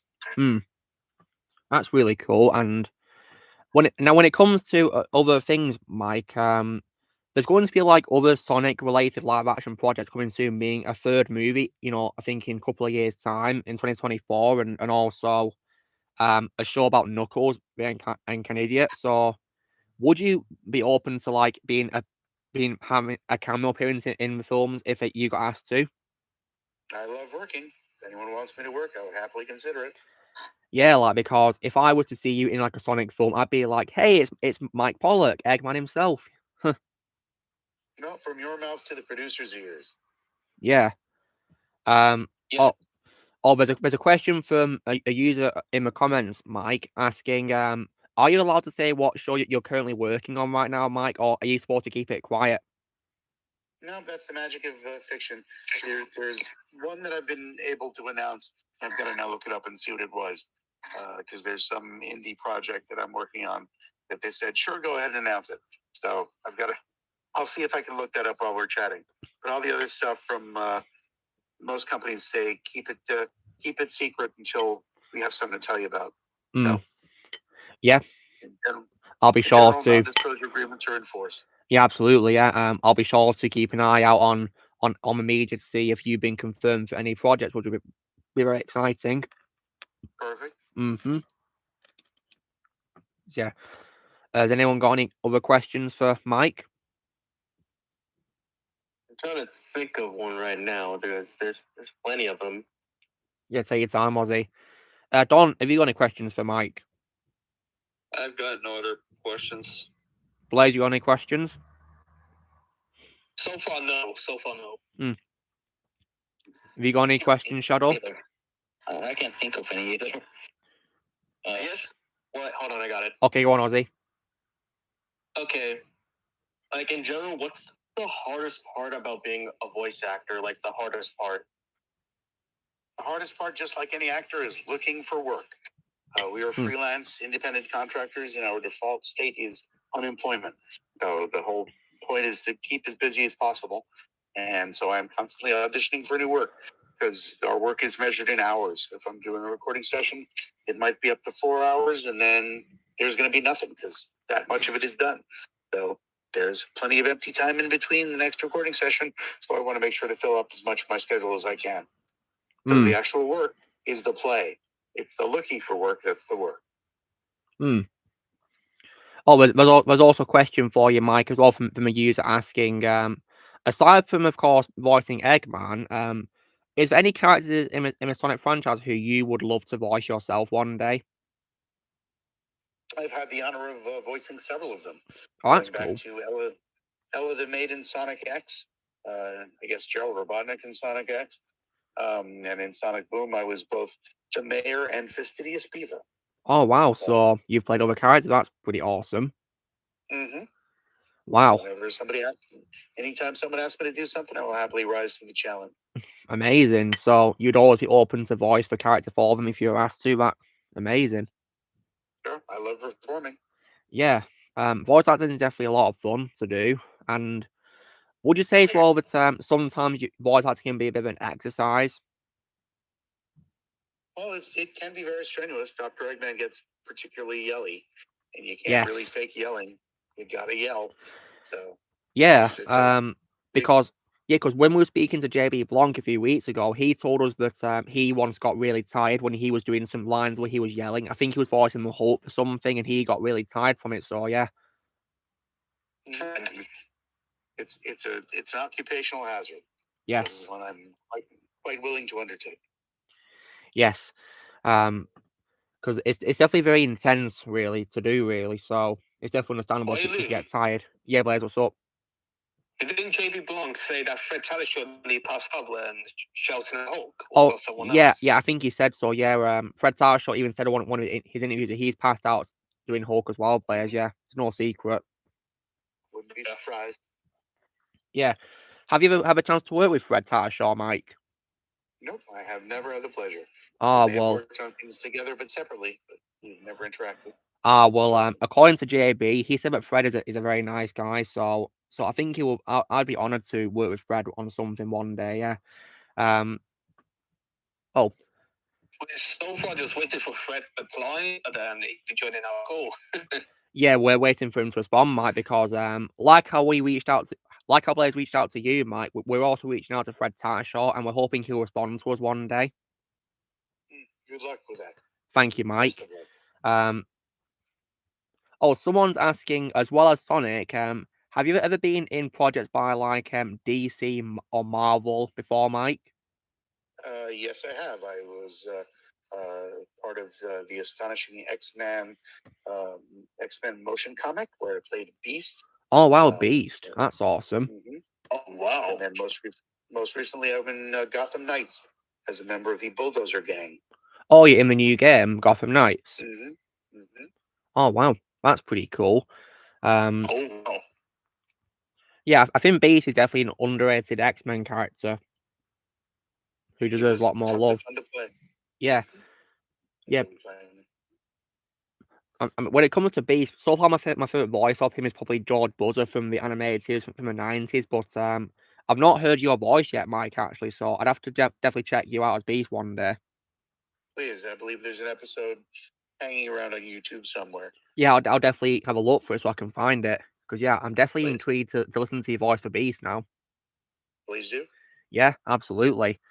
And I've not even played Gotham Knights yet, Mike, because I don't have a PlayStation 5 or an Xbox Series X yet, so I can't play the game yet, but I might get it one day so I can hear you. Okay, that'd be great. Yeah. Because yeah, I'll see what I think of the game, yeah. There's also a question asking, is there any voice actors in the union, is it, who you would like to meet or work with one day, Mike? That's kind of like with playing favorites. I love to meet whoever I'm going to meet. So whoever my paths might cross with. But I don't have any goal people like that because there are too many wonderful people in the world. Yeah, there is lots of wonderful people, yeah, and lots of them. And we've already seen this when talking to really amazing voice actors before, which is really awesome. And now we're talking to you, which is incredible, yeah. Thank you. Yeah, and I've also met some voice actors too. Yeah, because in case you're wondering, Mike, yeah, Aussies have the privilege of meeting the voice actor Nolan North. I don't know if you're familiar with Nolan or not, Mike. I've heard of his work, yes.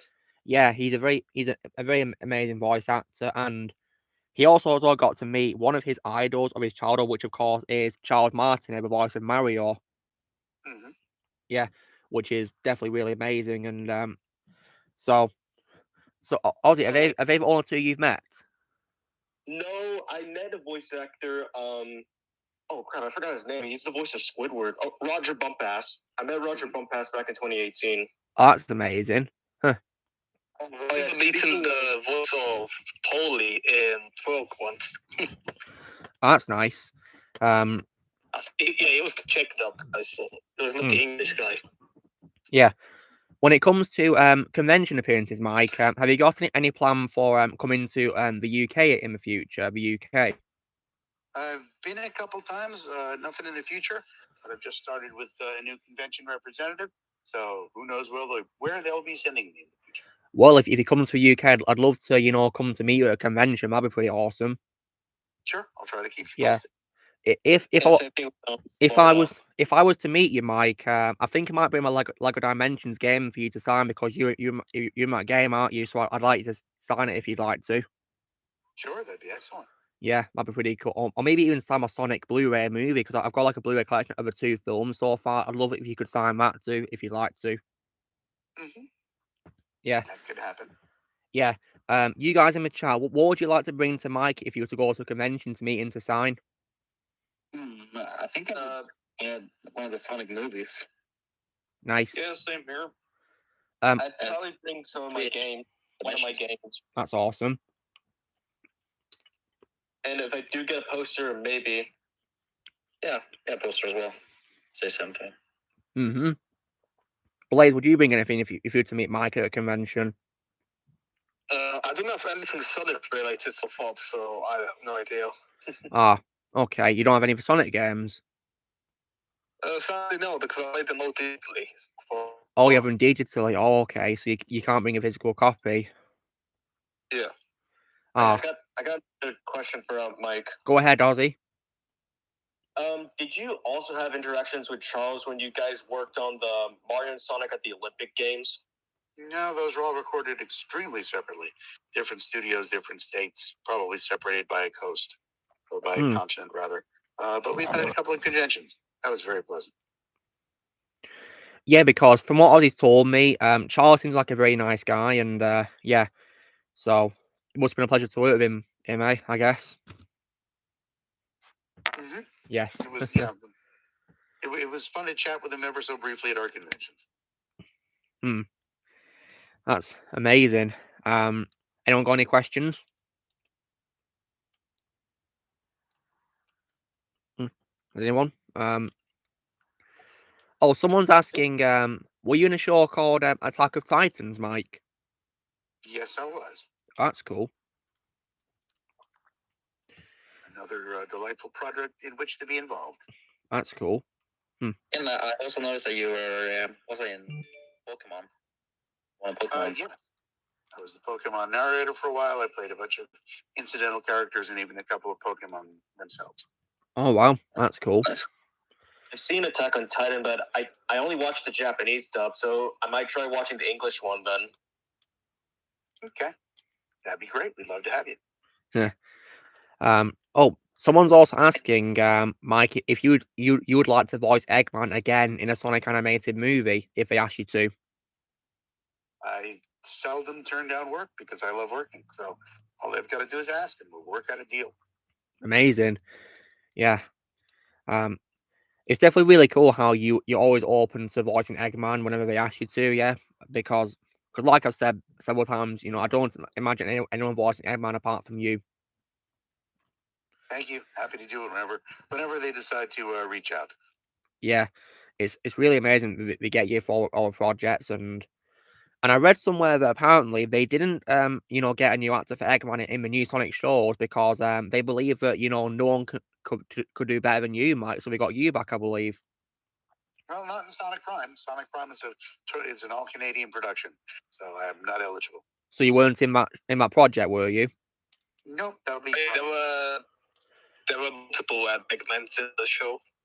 Oh, I see. None of them were me. But they did sound similar to, not really. Yeah. So voice matching and sound alikes are a usable skill. Yes. I mean, I've already said earlier when it comes to sound alikes, but I thought Jim Carrey did a very good impression of your voice in the Sonic movie, Mike, at the end of the movie, because if you've seen the trailers for the movie, you may notice that Eggman had hair and he wasn't bald yet or had his iconic mustache. That's because throughout most of the first film, he just got like a regular appearance with hair, really. But at the end of the movie, he actually gets his accurate appearance at the end with his hairstyle and, of course, the mustache and the goggles. Right. Wait, what? Yeah. Blue. What, Blaze? What's They up? got Jacksepticeye into Subprime. Can you believe it? Oh, really? Jacksepticeye, the YouTuber? Oh yeah, I remember. Yeah. I think I saw that post on his Twitter or Instagram. I think. Oh, I think wow. it was probably. That's pretty cool. We got a YouTuber in it. Yeah. So Mike, are you in that new Sonic show that got onto Netflix recently? Sonic Prime? No, I'm not. Ah, okay. Yeah. Have you heard the voice from that show, Mike? For Eggman? Brian Drummond. I've heard just a bit of him in the trailer. Oh, nice. And what do you think of his voice for Eggman?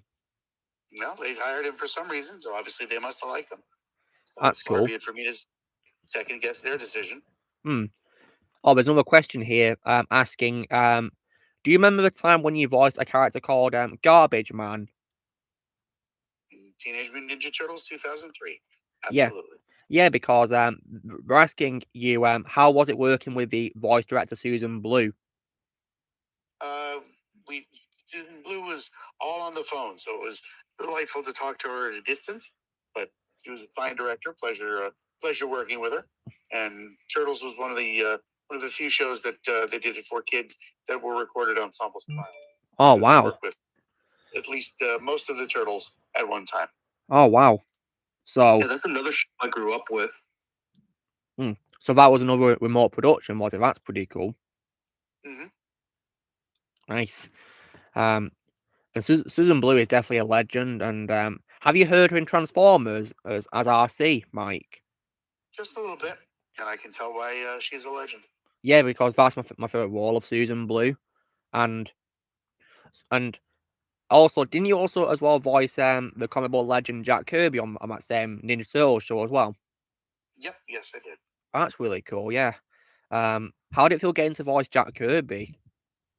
It was fun trying to do the research and trying to find a recording of him, which was not easy to do in the very early days of the internet, such as it was. But I managed to find at least one clip and tried to get some insight from a big animation insider who replied to tell me that Jack Kirby did not like being turned into a cartoon, so no one was willing to help. So I did my own research and found a voice that I could match, and the rest was history, as I say. But that was a great honor. But wow, it's definitely amazing how you looked up how he sounded. That's definitely a very good idea. That when you're wanting to voice someone who already exists, that's definitely a very good idea. That. Yeah, if you're playing a real person, whatever research you can do is usually helpful. Yeah, and back then, of course, the internet wasn't as good as it was nowadays, is it? No. Yeah. I'm sure if I was looking for clips of Jack Kirby, I could find them much more easily. Yeah. No reason to at the moment. Yeah, nowadays the internet is a lot more advanced and a lot easier to use, yeah, so there's probably plenty of clips of Jack on there to see, which is very handy. Yeah. It's kind of like how I like to voice Transformers in my spare time as well. Because what I'm doing is based on the movies, I try to do impressions of the voices from the movies. So I listen to their voices from that, and I try to take inspiration from it as best I can. That's a very good strategy. Yeah, because I think being faithful is very important when it comes to voice acting. Yeah, so that's what I like to do. Oh, Yeah. So when it comes to Transformers as a whole, Mike, have you seen like other things besides what you heard of Susan Blue as RC? No, I think I auditioned for one of the Transformers series, but didn't book it. So as a result, I tend not to follow the Transformers too closely. Why you auditioned for Transformers? Oh wow. Have you ever auditioned for a project involving Star Wars, Mike? No, not yet, but I'm fairly friendly with Mark Thompson, who voices all of these Star Wars audiobooks. Oh yeah, Mark Thompson. Yeah. I believe he voices Grand Admiral Thrawn sometimes, which is pretty cool. And when it comes to Transformers, I believe he's also voiced Megatron too. I believe so. Yes. Yeah, I think he does a pretty good job as Megatron. And yeah. So is anyone got any questions you'd like to ask Mike? So far, no. I think I may have asked all of mine. Mm. Yeah. So yeah. So when it comes to voicing Eggman, Mike, which project of yours would you say was probably the most intense you've recorded for Eggman ever so far? The ones with big, big over the top screaming. Lots of yells of attack and all that stuff, because that takes it out of you. Yeah, it's very exercising. Yeah. Mm-hmm. So some of the darker games, where there's big fights and big yells, that'll leave me on vocal rest for a day or two when I'm done. Yes. And when it comes to getting into the voice acting business, Mike, so what was your debut when it comes to voice acting? Your first ever project you did as a voice actor? Well, it depends on when you start counting. If you count my radio work, the first time anyone asked me to be part of some other project was back at a college radio station back in the mid 1980s, when I was a high school intern at the college radio station. They were doing a bit for a comedy show, and I was the only one who could voice one of the nearby towns backwards. So that was a booking of the role. Wow. But then early in my radio career, I was doing voices for local commercials, and the very first one where I was recording a voice for a commercial that aired on a different radio station, that meant you get a talent fee. So that was my first paid role for some car dealership or other. And then beyond that, my first real life standalone animated role was for a video called Little Tug's Big Adventure, which is barely available now. I think there are still some VHS copies available, tremendously overpriced. I played all the male voices of boats, live action boat footage. So that was fun. Nice. That's really cool. That. Yeah. Someone just said in a comment as well that the episode of Ninja Turtles where you voiced out Kirby always makes them smile to this day. They still smile about the episode. So yeah, it's pretty nice. That's nice. I'm glad. Thank you. Yeah. So it must be an episode that fans of the show must love, which is amazing. Yeah. I think it's somewhat popular, I believe. Yes. That's cool. Ozzy, have you seen the episode we were talking about with Jack Kirby? Maybe I have a long time ago. Because I mean, how long has it been since you first saw the 2003 show? I want to say like over 10 years ago. Oh wow. Yeah, because I was really little when I got into Teenage Mutant Ninja Turtles. Oh wow. I mean, but since I have Paramount Plus, I can go looking for that episode. Oh nice. And yes, Jack Kirby is definitely a legend. Absolutely. Mm-hmm. Yeah. And oh yeah, Mike. Can you also believe that Stan Lee would have been 100 a couple of days ago? Absolutely. Yeah. It's another legend. Yeah, Stan Lee was a absolute legend. An inspiration to us all, and created many iconic characters. And when it comes to superheroes as a whole, Mike, is there any that you are really a fan of? I like the ones I get to work on. So there was obviously the X-Men and DC, the Batman involvement, but also I was worked with Jason, in fact, on an Indian superhero called Shaktiman when they wanted to have that dubbed into English. So Oh, nice. That's cool. A couple of episodes of Jason as Shaktiman and me as his professor, assistant, friend. I don't remember the details. Oh wow. So yeah, superheroes are definitely really cool, and my favorite superhero of all time is probably Spider-Man. Yeah. Just a really amazing superhero, my opinion, and yeah. Also Spider-Man is why Spider-Man also made me fear spiders less. Yeah, spiders. It's ironic how I have a fear of spiders, but my first superhero is called Spider-Man. It's very ironic. Same here. Arachnophobia. Yeah. I mean, Spider is my favorite Marvel superhero. For DC, it's Batman. Batman, in America. Yeah, Batman is also definitely very iconic. Yeah. Both creatures that could strike fear, but thanks to joining the Minister of Superheroes, it makes them a lot more palatable. Yeah, I think I think Batman has made people less afraid of bats nowadays, which is definitely pretty amazing. I would certainly hope so. Yeah. And there's a question asking do you remember when you were with a voice actor called Sean Schemmel in some shows, Mike? Mm-hmm. Yeah, someone's asking about it. Yeah, I think he was the English voice of Goku from Dragon Ball Z. I believe he was. Yeah. Indeed, he was. He's also Batman in the mobile game. And I think at one point he voiced Lucario from Pokemon. Oh wow, Pokemon. Most of the times I've always worked with Sean. Sean was directing me in a couple of anime shows, and he's a very competent director. Pleasant experience. Yeah, I know that many Dragon Ball fans love him for his voice work as Goku. Yes, and as a bit of a pretty cool coincidence, he even voiced Batman, I believe, in the game based on the film being The Dark Knight Rises, which is pretty interesting. Mm-hmm. Yeah. Very. I don't think I play that game. I think it's like a mobile game, so I've not had a chance to play it yet. You can get the game in mobile. I think the mobile go check from the App Store a while ago. Yeah.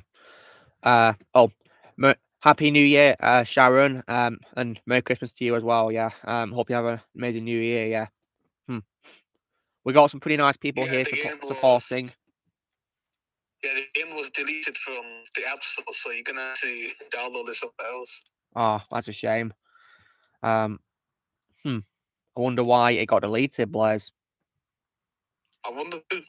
Maybe because it's old. Maybe because it's like 10 years old, that game, isn't it? Yeah.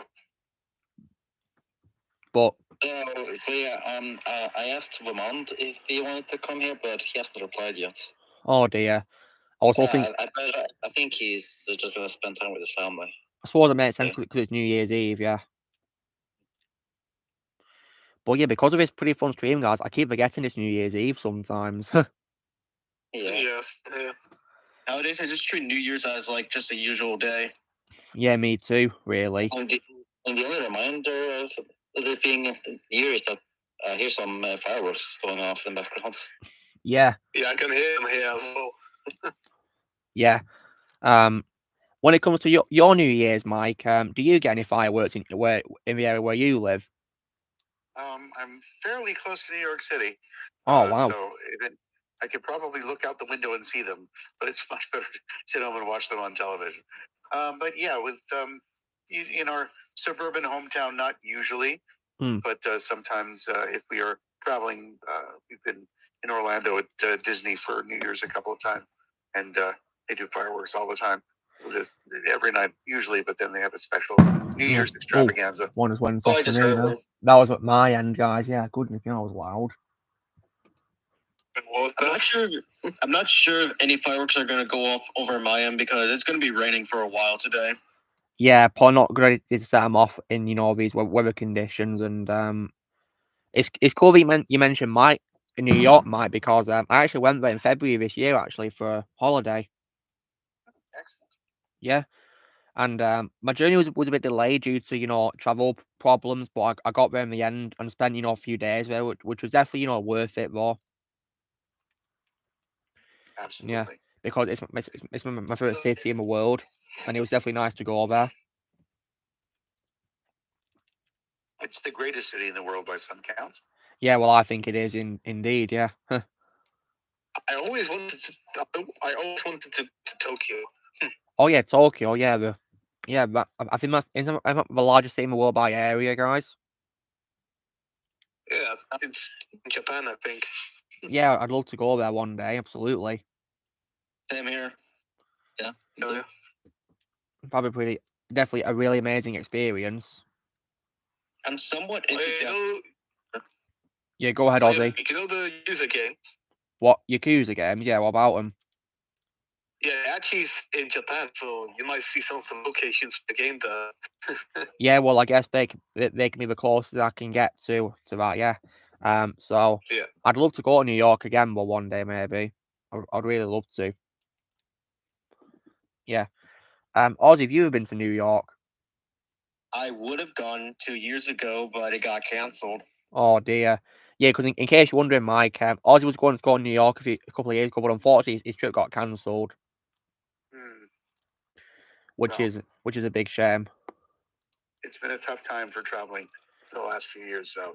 Indeed, yes, because we unfortunately had a very bad pandemic happening, which has been an absolute pain, and hope you've managed to get through it well, Mike. Yeah, it's been challenging, but overcomable. Yeah. In order to work around it, did you do your voice acting from like your home, Mike? For the last 2.5, 3 years, it's almost been exclusively from home. Oh wow. A couple of trips into Manhattan proper for some sessions, and we just did a recent Sonic Twitter takeover, which involved traveling out to LA. But usually the home studio has been good enough, and I'll go with that. Yeah, I think it's handy to have a home studio because you don't have to leave your home. You can record in the comfort of your own home, can't you? Exactly. Which is definitely pretty amazing and handy. Mm-hmm. Yeah. And when you do your voice acting, Mike, do you have the director of your project, like, on a call to you, telling you what to do? Usually, yeah, there are some things that are self-directed, which is not nearly as fun or efficient because you never know if it's what they want. If there's a director on the line, they can tell you that was great or that wasn't great. Let's try another take. So yeah, it's better to have as many people involved that have the final say involved at the time. Yes, definitely a good idea. Yeah. When it comes to you guys here who want to be voice actors, would you guys prefer to record in your homes or at a studio in a city? It depends. Yeah, I was gonna say it depends too. Like, if it's like a big scene, then I want to work with like a group of people so we can try making the conversation as real as possible. Yeah, that'd be a good idea. Or like if I'm doing like video game work and they have to motion capture me, then yeah, I gotta be in the studio. Yeah. Yeah. Would you be open? Have you ever done motion capture before, Mike, in your career? Not full-scale motion capture, but for some vampire-related game I did. Oh They wow. had a facial apparatus aimed at my face in a very weird, currently on configuration, which they did to do some at least facial capture. Oh wow. And according to IMDb, you did motion capture for Just 3, is it true? For which one? Just Cause 3. Oh no, that was not motion capture. That was just recording voice tracks. oh, that's cool. That you're in that game because that's one of my favorite games actually, Mike. It's a pretty awesome game and it's pretty cool. You're in it. Mm-hmm. Yeah. That was another one that left me fairly hoarse after 4 hours of yelling. Oh wow, 4 hours of yelling. Wow. Mm-hmm. So Yeah. So were you like doing lots of yelling for like characters who are like, in the background or something, Mike? Well, it's again the occupational hazard of that's what they're hiring me for. So as long as I've got lozenges and an ear, nose, throat guy that I can talk to when we're done, then yeah, I don't. So far, it hasn't done any permanent damage. Oh, that's good. Yeah, good to hear that your voice is still intact after all that yelling. Yeah, and I see that Sora's joined us. yeah, hey. Hey, what's up? I think it's your first game you've been on, Sora. So yeah, welcome. Hey. Yeah, and as you can see, so we got a special guest here, which is the voice actor Mike Pollock, who you might know as Dr. Eggman from Sonic. Yeah, when I got heads up about that, I was like, "Oh, I've got to be here for this." Well, you're welcome. So if you'd like to, Mike, you can ask Mike a question, Sora. Yeah, okay. I don't. I'll get to the question a little bit later, considering that I gotta come up with. Yeah, come up with one. Yeah, take your time. Yeah. Yeah. So. Well, New Year's been so far for you? Other than that, you know. We're still 7 hours away from it over here, but it should be fantastic when it happens. Oh wow. As for me right now, guys, got like about 2 hours and 5 minutes before I ring in the new year here. It's 1 hour. Yes. 1 hour for me as well. Yeah, because in case you're wondering, Mike, we're all based in different countries here. So, for example, I'm of course based in the United Kingdom, and Blaze and Shadow are both based in other countries. So, Blaze is in the Czech Republic, while Shadow's in Norway, and Don here is based in Canada, aren't you, Don? Yeah. And Ozzy, of course, is based in Florida, in America, same country as you, Mike. It's pretty awesome. Yeah, and I'm over in Oregon. You're in Oregon, Sora. Nice. Yeah. That's pretty cool. That's fantastic. Yeah. Yeah. So we're just talking about, voice acting and how yelling can have a strain on your voice sometimes, Sora. So yeah. In case you in case you're wondering, Mike, Sora's also a voice actor, right? So you like to be a voice actor, so what you do, Sora. Yeah, I am a voice actor as well. It's just I haven't been able to do any of my voice work this year because my main part of my equipment, my computer, broke down all the way back in February. Oh dear. I've been having a hard time replacing it. Sorry to hear that. Hopefully, yeah. Oh, I could see what he means about the thrown out voice, because remember the redub for Marvel vs. Capcom, guys? Yeah, Ozzy, what about it? Yeah, when I did Rocket's voice, that my voice was actually incredibly sore after I did that recording session. Oh wow! I know my voice sounds ways. My voice is pretty sore from the. Yeah. Sora, when you've done your voice acting, have you ever done any yelling that's made you have a sore throat after recording? Yeah, actually, one of my earlier roles that I had done, actually, there was a part in one of the first few episodes that was a flashback scene.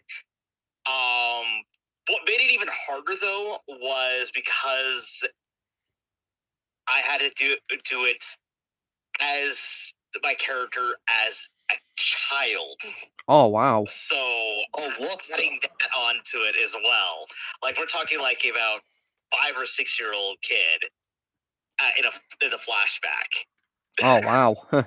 So yeah, and then a few episodes later, he rages out when his family's attacked. So yeah, and my throat was sore for a few days after. Wow. When it comes to your voice acting career, Mike, have you ever voiced a character who's like, got a very youthful voice? Convincingly, because I am far from youthful these days. But yeah, whenever I try that, it just sounds like I'm being strangled. Oh wow! So there are plenty of younger and more tenor voices who are much more capable of that sort of thing. This brings up a good question. Youthful voice? Go ahead, Ozzy. Your question for Mike. Yeah, for like voice acting, is it for a character? Is it best to be cats are like at the same age ranging of the character, basically? Depends on the character and the needs of the production. Oftentimes, kids are played by female identifying voices because they tend to be able to. If you cast real kids as kids, they have this nasty habit of going through puberty and their voices change. If you cast an adult who can maintain their voice for years and years and years, then that's not a problem. But it's easier, I find, to play old, so I can play really old, near-death people if necessary. But it depends on what the production's going for. If they want to be authentic, then yeah, you hire authentically aged people. Nice. So has anyone got any questions for Mike? Yeah, I've asked this like of a few fellow voice actors before, but What was your favorite, your favorite quote of one of the people of one of characters that you have voiced? Eggman? Yeah, no, I wasn't just saying Eggman. Like any character, really. Like, what was your favorite quote that you have done? Sure, I covered that before. I tend not to play favorites only because when you're in the booth, stuff is coming and going so quickly. Exactly. Script and so there's no reason to memorize dialogue. So if you're watching what I'm doing over and over again and you have a favorite, fantastic. But my favorite thing is making the performance enjoyable for everybody watching and listening. That's really good, that, yeah. So whenever you go into a project, Mike, you always go in, knowing that it's going to get better and better. I hope so. My immediate job is to please the director. As long as the director's happy, I get to go home. Yeah, and one thing I can say is that you definitely please the fans. I'll say that you definitely please all of us here with your voice acting as Eggman. Oh yeah, thank you. Yeah. We always get very good time watching you voice Eggman in everything you've done, and it's definitely really fun to hear you as him. Thank you kindly. Yeah. And whenever you meet fans who want to ask you questions, Mike, do they always talk about Eggman to you, or, like your most popular role? More often than not. Oh, which is wow. delightful and understandable. But I often remind them that Eggman takes very little time during the year. A typical game takes one 4-hour session. Sonic Frontiers took about 4 sessions, none of which ran longer than 4 hours. But most of the time I'm working on stuff that isn't Dr. Eggman. Oh, wow. So despite it being a very popular role, you don't play the role as often as we think. Wow. Right. It's all based on efficiency. When the scripts are ready, they bring in the actors and we get our stuff done as quickly as possible because we're expensive to hang around. Yeah. Something that confuses me about the Sonic universe is how come Eggman is the only human there? Don't know. Always been like that, I guess. And I'm sure there's a good reason for that, but they've never covered that in our discussions. Wait, what? Asking, of course, why Eggman's the only human in the Sonic universe. That's not necessarily true, because if you've seen Sonic Adventure or Sonic Adventure 2, there's other humans. Also, Eggman's grandfather, I believe, Gerald Robotnik. Yeah, we mentioned Gerald earlier, yeah. Yeah. Also Maria, which is Shadow's friend in the game, that sadly gets killed. Yeah, it's very sad. As far as I can remember, I don't remember any other humans being in Lego Dimension in Sonic level, though. From what I can remember of that game, I don't remember any humans being there apart from Eggman. Yeah, I have no memories of that, and I don't think Batman, Gandalf, and Bowser's cameo really counts. Yeah, because they're not from the Sonic universe, are they? Nope, they're not. Yeah. It's really remarkable how how Batman ends up in the Sonic universe. Really, a big crossover. Really. Yeah. Yeah. And when it comes to other video game franchises, is Mike, are you looking forward to this upcoming Mario movie that's coming out this coming year? Kids may go see it, but I don't know that I'll be rushing out with them. Oh, nice. Who knows? Yeah, because I might check it out. Hopefully, in the new year when it comes to streaming, see what I think of it. And I mean, because there's an actor in it voicing Mario who's like a fan favorite among us, which of course is Chris Pratt. So yeah, definitely would watch it for him. Yeah, amazing actor. From the trailers, he does sound pretty good. From the trailers, he does sound pretty good so far. Yeah, I think he sounds good. Yeah, I'm planning to go watch the movie in theaters. I mean, obviously, I'm a giant Mario fan. Yeah. Yeah, I might walk in the theaters as well. I'll be watching it when it comes out on Blu-ray. Yeah, because I'll watch it in theaters. Yeah, because Shadow, you've said before that you can't watch it in theaters unless you're watching it in Norwegian, can you? Because it's a kids' film, isn't it? So it's going to get dubbed, isn't it? Yep, and that will be the only version of it that will be released. Yeah. It's really I don't think I don't think Czech does this. I don't think they dub kittens yet, but who knows? I know the times I've been to Puerto Rico for both animated and live action movies, they have a Spanish dub, but they also have the English dub.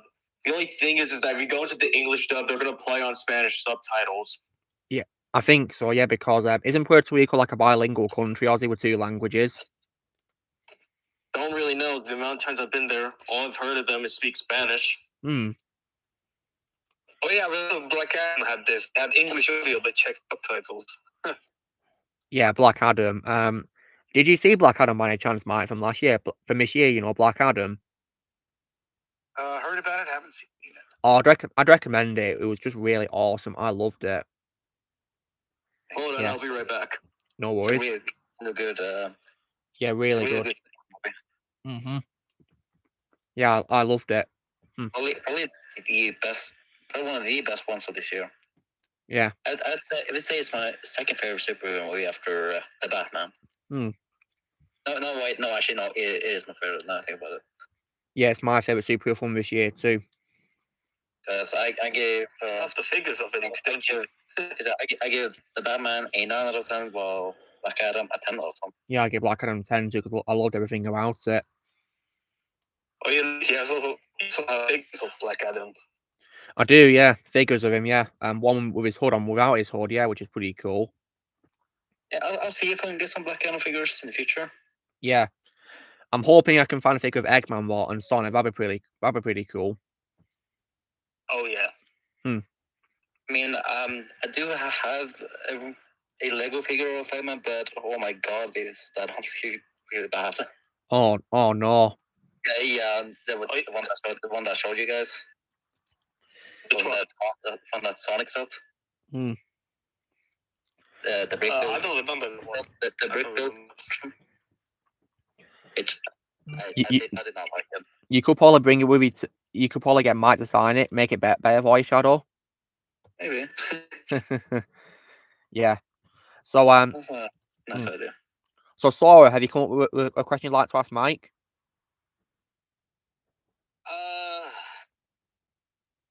Not really. I think I already asked my question. Yeah. Oh, you go. Okay, go ahead. Yeah, go ahead. What is your dream car, Mike? Dream car. Dream car. Yeah. Excellent question. Let's see. Chitty Bang Bang. Oh wow, from that classic movie. Sure. Oh nice. The floating would come in very handy. So as soon as that becomes a thing, I'll take that. What's your dream car? Well, mine is a Bugatti Veyron sports car. Oh, mine is the BMW M3 GTR. Yeah. Is that because of Need for Speed, Blaze? Yep. Oh, nice. I know you're a fan of that series of games, aren't you? Yeah. That's cool. I mean, I also like the Super. I like the Super Mark IV as well. That's a good car. Yeah. So Blaze, why do you tell Mike what games you got with your Sonic games? You know, on digital.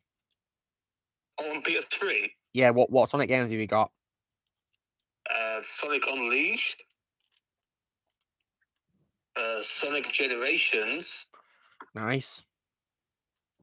And I think it's like this game called Sonic the Hedgehog Part 1 and Part 2, but I don't think Mike's in it. Yeah. Are you talking about Sonic?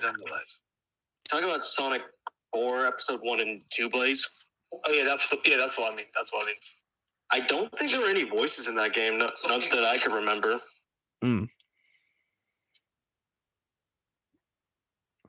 So that's probably why then, yeah. No talking. Yeah, I think it was trying to follow off, the classic traditional Sonic, from the original game from 1991. Yeah. Then again, many old games don't have any dialogue in them to begin with, do they? Many of them don't have any dialogue in them. Yeah, sometimes, I know some NES and SNES games managed to get some voice acting in there. Yeah, a few things, yeah. Luke, do you know the game Super Star Wars that's based on the original trilogy? Never heard of that game, no. I only heard that if you get a game over, Yoda will say, do or do not, there is no try. Well, I suppose that's pretty cool, yeah. Yeah, I believe you can get them on maybe PS Vita, I think. Okay, I'll see if I can get it one day. Nice one. Yeah, based on it saying it was released on the Super Nintendo. Oh, nice. Let's hope it's on PS Vita for me to get then, yeah. Yeah, because I think I remember I found it on the PS Vita store. Oh, nice. I'll be sure to get it.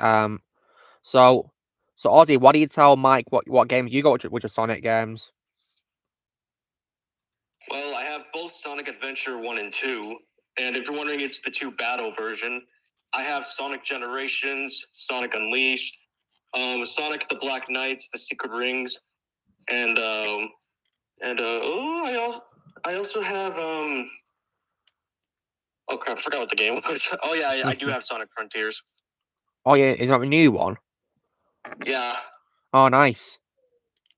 Fantastic. Yeah. Mike, did you voice Eggman in Sonic Frontiers? Absolutely, I did. Oh, nice. That's really cool. We got you back for that one, yeah. And Ozzy, and Ozzy, when you play that game, what is your opinion on Mike as Eggman in that game, Sonic Frontiers? I think Mike is pretty good in it so far from what I've seen. Yeah. Well, as usual, pretty good as usual. Fantastic as ever. Yeah. Yeah, because Frontiers is like more of a serious tone of Sonic with Roger doing the voice. Nice. Isn't the game also open world? Isn't the game open world? Oh yeah, it is. Oh, nice. Oh. Yeah, so far I've just been messing around in free roam before I move on to the actual story, like to build up like the skill tree. So the skill tree, that's pretty good. Ooh. Yeah, just like I did with Skywalker Saga. Mess around free roam to build up the skill tree. It's a very good idea, but yeah, really good. So Don, do you have any Sonic games you'd like to tell Mike about what you have? Well, I have the Sonic Mega Collection, which is all the old games, and I have Sonic Heroes, the first 2 Mario and Sonic games, and That's cool. I think that's what I have. Oh, and Sonic Riders. That's cool. Yeah, that was. I had that back on PlayStation 2. Back in the day. I played that game on GameCube. Wow. Basically, a big majority of Sonic games I played were mostly on Nintendo consoles. Oh, nice. Oh yeah, does anyone remember the cursed Shadow the Hedgehog game? Oh yes, I remember that game. I don't think I'm familiar with Shadow that. with guns. Basically, Shadow wields guns and swears. Oh, wow. Yeah. That game should have been rated T, not E10 enough. Yeah. Wait, isn't Mike in the game? Yeah, except he's in the game. Oh, wow. And that game is pretty dark as well. Ooh. And on the topic of Shadow, do you have any Sonic games? No, I do not. Oh, wow. Do you reckon you'll play them one day? Oh, yeah. Nice one. That's great. Yeah. So, do you have any Sonic games? I did. Lost in a house fire. Oh, dear. Sorry to hear that. Oh, no. Yeah. Yeah. I might probably get Sonic Frontiers one day, see what I think of it. Please do. Yeah, absolutely. I'm probably going to try to get like a Sonic Mega Collection so that way I can play it on the TV. Oh, nice. Because isn't that like the Xbox 360 remaster called the Mega Drive Collection? I think so. That's how I was able to play Sonic 1 and 2. Because I played Sonic 1, 2, and 3 and the Knuckles games on my DS, but I don't remember what the game is. Yeah, because I remember one of my friends gave it to me because he just decided to sell his DS, and I ended up losing the game. So that's how I was able to play old Sonic. I see. Well, Happy New Year, guys. I hope you have a great year. Just on some comments. Some people here saying they have Sonic the Hedgehog 2006 and Sonic Adventure on Dreamcast collection. Oh, nice. Oh, I forgot. I also do have Sonic the Hedgehog 2006, also known as Sonic 06. Oh, nice. That's cool. Oh yeah, Mike, are you aware of the memes of Sonic 06? Oh yeah. Can't please everyone. Oh, wow. I went in and did. I did my thing, and they told me it was good for them, so they let me leave. And beyond my control. I'm still trying to finish that game, to be honest. I hope the loading screens are really bad on the game. Yeah, Blaze, I can tell you a bunch of stories I went through when I had that game on my PS3 before I got it again on Xbox. So I imagine the loading is pretty slow for you, is it, Ozzy? Yeah, it happens every single second. Yeah, here's the funny thing. You go up to a character, you talk to them, loading screen. They take you out of the loading screen to talk to the character again, and you're put back in another loading screen. Oh, dear. Yep. But then again, there's a lot more things I could say, but I'm too lazy to list them right now. Oh, yeah. I can think of it as well. I can think of some. Yeah. Oh, hey, Mike, do you own any Sonic games? I've gotten a bunch of games from the 2010 and forward, but the kids play them. I get to watch occasionally. Oh, wow. Yeah, pretty much all the games since 2010. Oh, wow. I also have the original Sonic Colors Wii game. And when you watch your children play the games, Mike, do they occasionally recognize your voice as Eggman when they play the game? All the time. Oh, wow. And and do they keep saying to you that they've heard you? No, they're used to it now. Oh, wow. It's just, it's nothing special for them anymore. Oh, wow. Must be pretty, unreal to hear their father on a video game they're playing, yeah, at first. Yeah, I guess so. Yeah, pretty amazing. Oh. And my other cat's appeared, guys, Lily. Because, yeah, in case you're wondering, Mike, I, of course, have cats as well. So, yeah, they're definitely, really amazing company. Do you have any cats as well, Mike? I used to have a cat when I was a kid. Oh, very nice, yeah. Cats are really amazing creatures. Yeah, I love cats. Sure. Oh. Lily wants to leave. Come on, Lil. See ya. Oh, that was a short but sweet visit from Lily. Yeah, I have a dog and 2 parrots. That's nice. Yeah, pets are definitely really amazing. They sure are. Yeah. They are. Yeah. So when it comes to, has anyone got any other questions? Not that I can think of right now. Because right now, guys, we're like this stream's definitely gone pretty fast because we've had lots of fun. We've been talking for 2 hours and 18 minutes, which is definitely really amazing. Indeed. Incredible. And of course, we got like about I don't know how long we got left of it. I think we got for 42 minutes. Yeah, I think it is. Yeah. Yeah, 42 minutes. Wow. Wow. But time flies when you're having fun, doesn't it? Yeah, pretty much. Yeah, which is wonderful. And thankfully, I have no problems. Oh, you got a question for Mike, Blaze?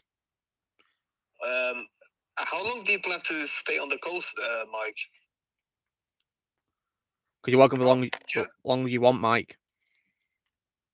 Yeah, I'm gonna. We are actually out at a hotel for the New Year's weekend, so the room is kind of being shared by everybody. So I've got at least till the bottom of the hour. Oh, wow. Oh, nice. And I should probably invite everyone else back in the room. Well, I hope you're having a really amazing time, celebrating the new year, Mike, and yeah, hope it's all going well for you. Oh, sure. Yeah. Tons of fun. And I hope the new year as well is great for you, and that you have a really great year. Thanks so much. Back at you. Thank the new you. year brings you everything you can possibly want. Thank you so much, Mike. Yeah, Blaze, what's up? Sure. Should we tell Mike about the guest on the stream? I've already told Mike about Peter Jesp and JB Blanc. Yeah, I've already told him. We forgot one, Michelle Gusto.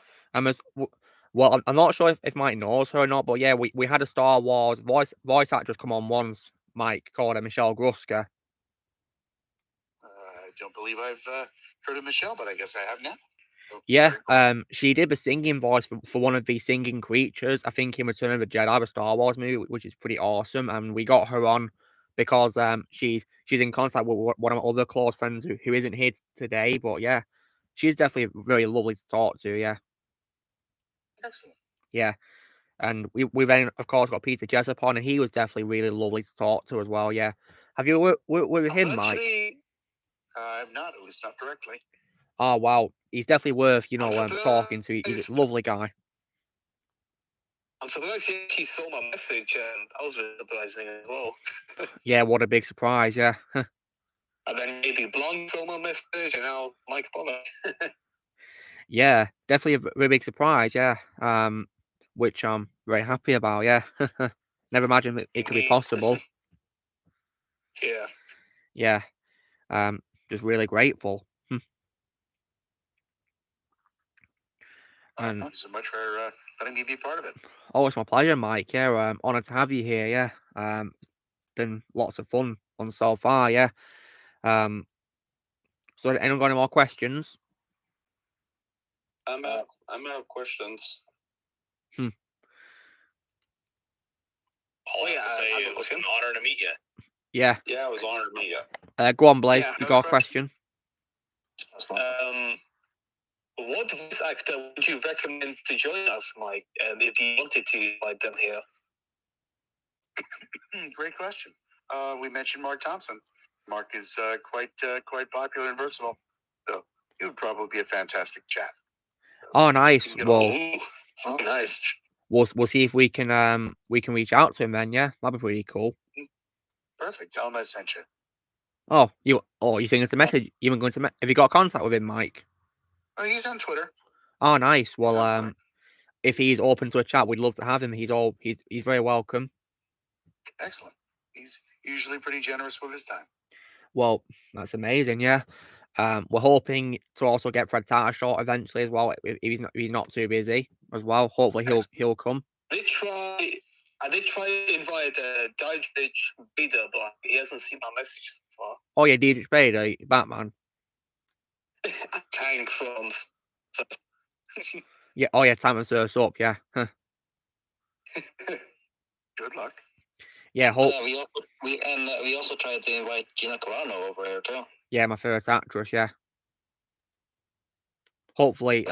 She hasn't replied to Blaze yet. Yeah. Hopefully she will do one day. She's probably really busy. Yeah, I just bought her film Terror on the Prairie. Haven't watched it yet though. Oh, you bought it, Don? Awesome. It's my favorite movie of this year, Don. It's my favorite movie of this year. I hope you enjoy it. Oh, have you seen Terror on the Prairie? No, not yet. It's a great film.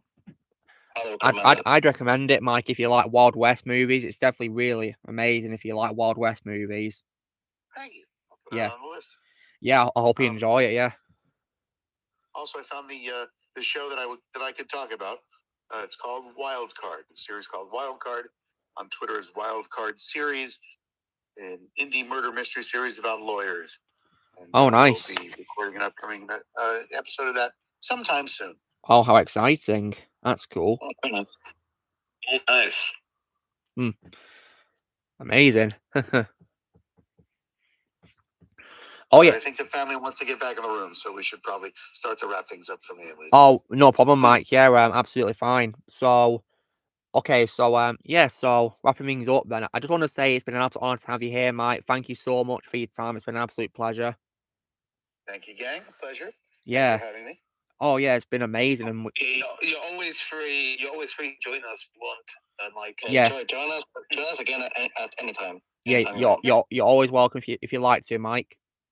Thank you for the invite. Yeah, you're always welcome. It was also an honor to have you here. Yeah, we're honored to have you here. Yeah. And hope you have an amazing New Year, Mike. Thank you, too. If I don't see you at midnight, Happy New Year in advance. Happy New Year to you as well, yeah. Happy New Year. Happy New Year in advance. Thank you. And from Dr. Eggman as well. Yeah. So, yeah, thank you so much for your time, Mike. It's been an honor. Thank you so much. Thanks for calling. Yeah, my pleasure. Bye-bye. Take care, Mike. Thank you. Bye-bye. Take care. All right, see you. Thank you. Bye. Bye. Ooh, now that was something, wasn't it? Yeah, it was. Hope you guys had fun. That's amazing. Yeah, very nice guy. Yeah, really nice. Got to talk to 5 voice actors in 1 year. That's cool. Yeah, because first of all, you met you met Nolan North and Charles Martinet, Aussie, and then you've spoken to these film on my streams, haven't you? Yep, and even though I didn't really exactly ask him anything, I did say hi to JB Blanc. Yeah, and I didn't I relay your message to him saying, Aussie says hi to you. Wait, what? Didn't I say to JB that Aussie says hello to him? I think so. That was probably during the after party. Yeah, because I couldn't leave. I couldn't ignore you, could I? Yeah, because at the time I was still in Disney World. Yeah, because were you like there for like a special occasion, Aussie? Yeah, I was hanging out with my family. Very nice. Because yeah, one thing about me, guys, is that I took like some advice from PewDiePie, who is like a very popular YouTuber who everyone might probably be aware of, and he said that in order to be successful on YouTube, you've got to like have a great interaction with your subscribers and your friends. So yeah, that's why I can't ignore people. Some really nice advice there. Yes. So yeah, indeed, guys, it was definitely a pleasure to talk to Mike. Yeah, lovely guy. Yeah, it was really fun. The question for the next voice actor is going to join us. Who's that going to be, Blaze? Who are you inviting? Who would you ask next? An ultimate question for him. Or she. He or she, okay. Let's just say, what if they ask us questions? Okay. That would be interesting, though. Imagine. Yeah. So Don, I hope you enjoyed Tell on a Prayer when you get to watch it. Eventually, I hope you have fun watching it. And just like, I have a question, Don. Have you bought anything else that you'd like to tell us about? What else did I go? No, I think I forgot. Sonic Primal, we just had Mike Pollock on actually a few minutes ago. He spoke to us for about like an hour or so. Yeah. Which we're honoured to do. Honor and a privilege. Very fun. Blaze, when the stream is over, can you please tell me the timestamp when Mike came on? So I can put it in the description. The screen. Yeah, so I can put it in the description. Yeah. I think it was like 55 minutes into the stream or something. Like an hour into it, I think it was, or something. It was like 9:58 he went. For you, for me, it was 10. Yeah. Yeah. And so, guys, before Mike joined us, we were talking about the whale, weren't we? That movie, and so yeah. Now, Don and Ozzy, I believe you two were complaining in my server about Sadie Sink's character being unlikable. Yep. Oh dear. Yep. But after a bit of explanation, thanks to my dad, I do understand why her character is unlikable. I mean, I don't want to say it on stream because it's like, personal reasons, but I understand why the character was unlikable. But Don, would you say that it's unfortunately your least favorite role by Sadie Sink? Yeah, I would have to say that. So, and is her role so unlikable that she makes Max from series 3 of Stranger Things more tolerable in comparison? Yeah, because at least Max slightly got better by the end of season 4. Yes. At least. That I agree with. Yeah, because I didn't really like her in series 3, to be honest. Yeah, I hated her. I didn't really like her in the beginning of season 4 either. I got 2 now. Right. But when it comes to Sadie Sink, I'm gonna see if I can watch more of her movies or shows in the future. Well, I'm going to watch a whale, hopefully, when it comes onto streaming. I don't know when it's going to be on streaming, though. I mean, if Brendan Fraser wasn't in this in his comeback, I wanted to watch a movie. Yeah, that's the reason why I watched The Whale in the first place, just for Brendan. Yeah, because he deserves his comeback, doesn't he, after what he's been through. He's been through hell. And also... Luke, I need to send on quickly leave and charge the phone. But I'll be back in the office, buddy. No worries, Blaze. Thanks for being here. Get in the office, buddy. Yeah, I'll see you after 5 then. Yeah, Blaze. Nice one. See you then. See you then. Unfortunately, you guys. same. I gotta hit the road. Oh, well, thanks for being here, Don and Sora. Hope you both had fun talking to Mike. Yeah, that was me. Nice meeting you as well. Nice meeting you too. Thanks for being on your first stream with us, Sora. Yeah, nice seeing you. All right. Bye. Yeah, take care, Sora. Thanks for being here. And Don's gone too, yeah. And then there were 3 of us. Back to how it was a start.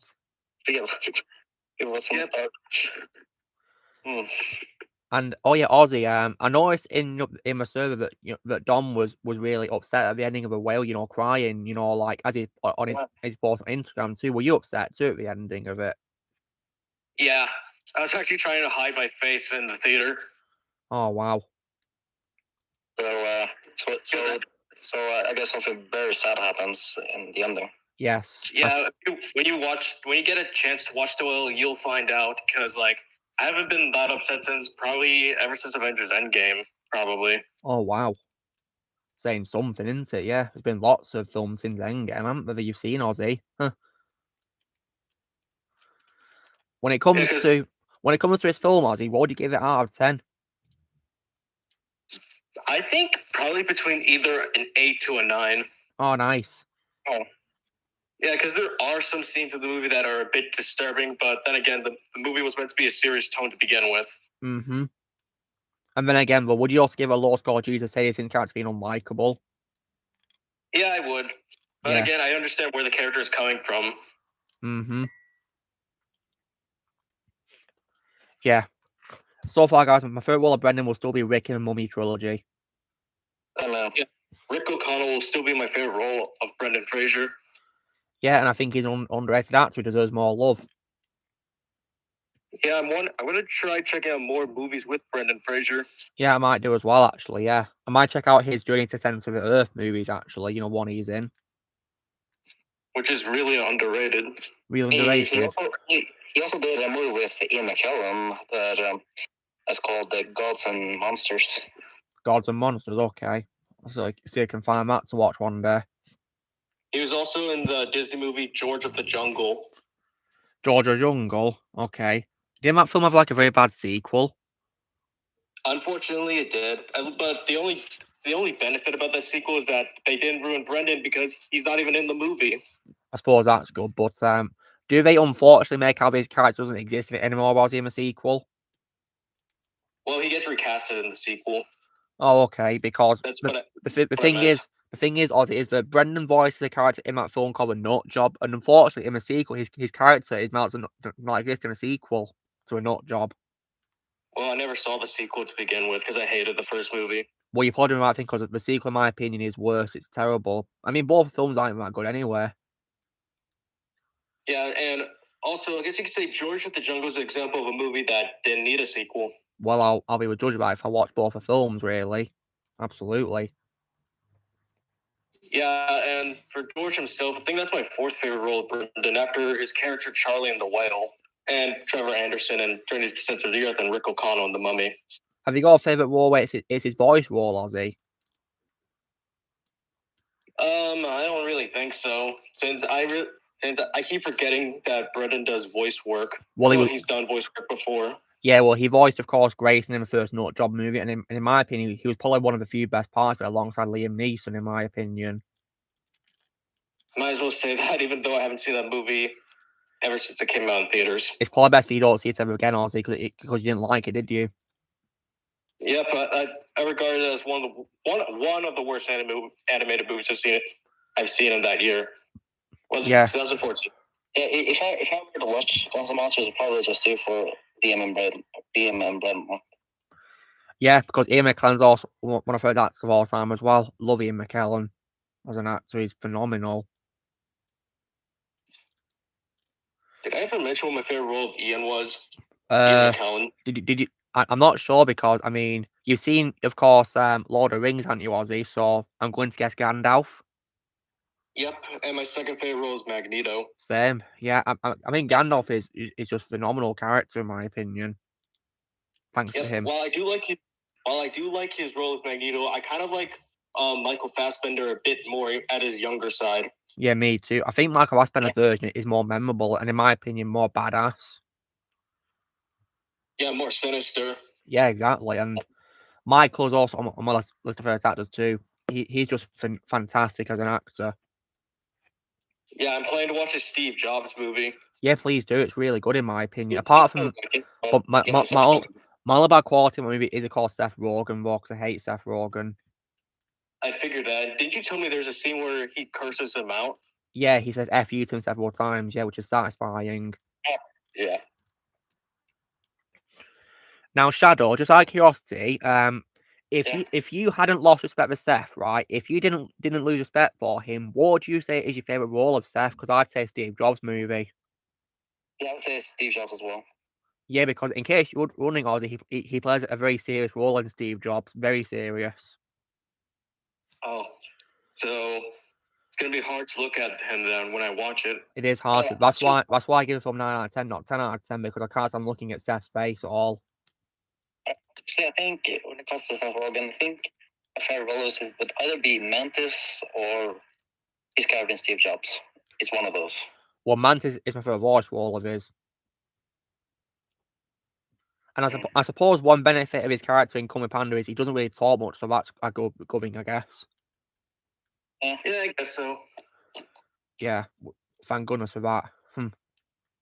I mean, I'm not only just want to watch the Steve Jobs movies for Michael. It's just I'm an Apple fanboy, and I also look up to Steve Jobs too before he passed away. Yeah, well, I can see why. Rest in peace, Steve.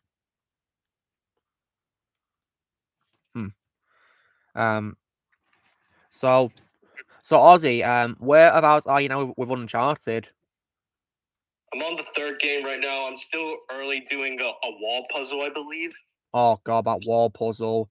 It was one thing you didn't like on Uncharted 3, guys. It's probably the puzzles. I didn't understand. I had to rely on YouTube to solve them. Yeah, I'm actually gonna have to go on YouTube for this one. Black Eagle. I'm holding Kratos, guys. It's Kratos. And I'll say which puzzle is it? It's a wall puzzle, the wall one. It's like when you go into the destroyed building, I think, in the house. It's after you do the floor puzzle. Yeah. Because I had to take photos of Nate's journal. And believe it or not, that floor puzzle, I didn't even bother to look at Nate's journal. I literally just got it the first time somehow. Oh, wow. Well done. I don't understand it. So Luke, when it comes to the convoy mission, did you put on that Desert Chase soundtrack from Raiders of the Lost Ark in the background? I actually got the idea, yeah, because I saw it was like a desert, like him from the movie, so I thought, oh, this will be a good opportunity. So I went on my phone. I actually put it on. Yeah, I played it, and it actually faded really well to a scene. Yeah, you did it very well.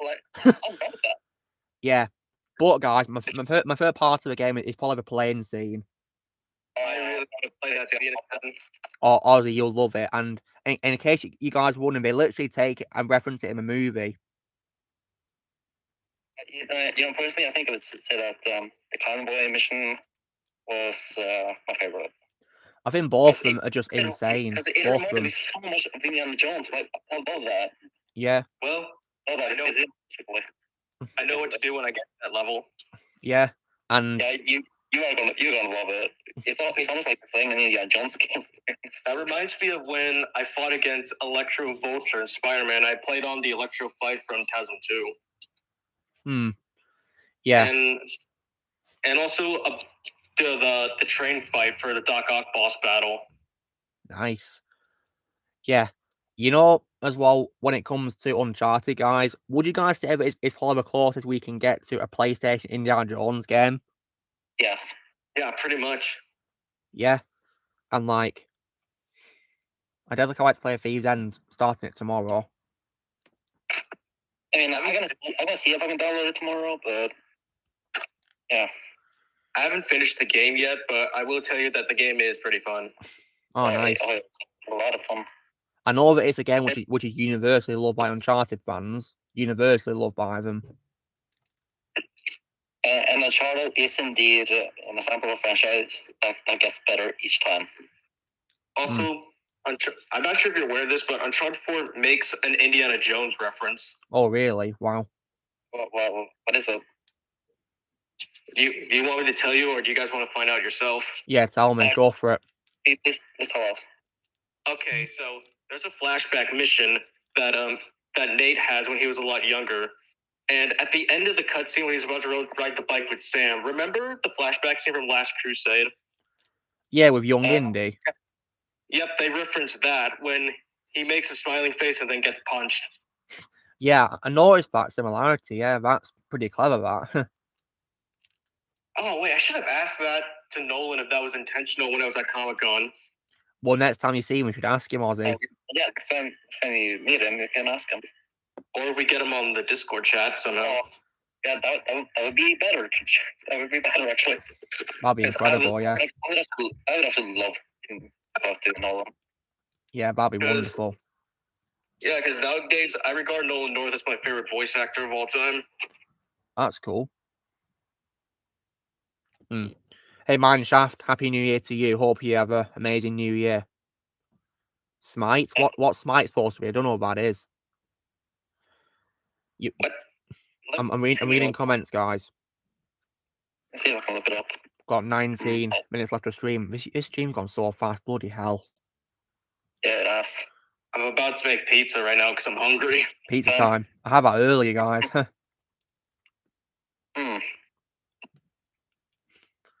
Yeah, I just can't get enough of pizza. My favourite food of all time. Oh, yes. Happy New Year, Joseph. Hope you have an amazing one. Yeah, Happy New Year.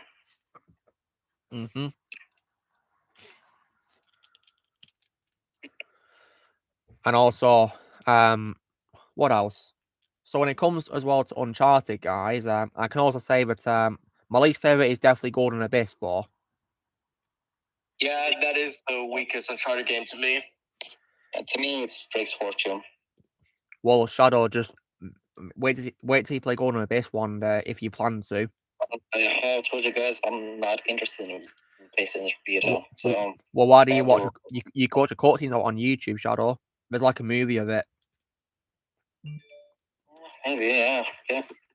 The one thing that bugs me about Golden Abyss, guys, is that it's long compared to your other Uncharted games. It's longer for some reason. I mean, does it feel longer, or is it actually longer? Both, because like compared to 3 games I played so far, where there's like about 20 odd chapters, like 22 or 26 chapters in Golden Abyss there's 34. Oh my god. Yeah, so it does feel longer, really, and that kind of annoyed me a bit. Are there some missions that are actually feel? Yeah, there are. There's literally a mission to you rowing a boat. Oh my god. Yeah, exactly. That is actually stupid. Yeah, you literally have to swipe the PS Vita screen in order to work to get it to play through the level. And speaking of touchscreen, Ozzy, I found the touchscreen part's annoying as well. Yep, and also there's a part where Nate is going through, I guess, a river rapids after escaping from Guerra. Oh god, that was so hard. You had to turn the Vita like it's a steering wheel. Oh god, that was hard. Well, since I'm kind of used to motion controls, I just treated it like it's Mario Kart. Yeah, you do that. You're a Mario Kart fan, so pretend you're playing Mario, Ozzy. Yeah, the first time I did it, I'm just like, what am I doing? Because I remember I died way more often than I needed to in that level when I played it for the first time. Yeah, Drake's Fortune was much better, to be honest. Yeah, but the thing is about Golden Abyss, it just impresses me how they're able to get fit the game onto a portable console. It is very impressive how they were able to transfer it, yeah, for its time. Very impressive.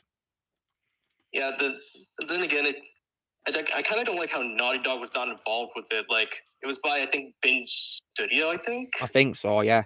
But at least we got Nolan North, which we're gonna go back as Nathan Sully, though. Yeah. I'm very glad we got them back for it, yeah. I think if we didn't get Nolan North back for that game, I wouldn't have played it. Because I only got the game because I wanted the game for my PS Vita when I was younger. Yeah, because, guys, I don't imagine anyone voicing Nathan Drake over Nolan. And when it comes to the spin-off game, I mean, I'm not really that interested in that. I've got it as part of a bundle, so I'll probably play it, I guess.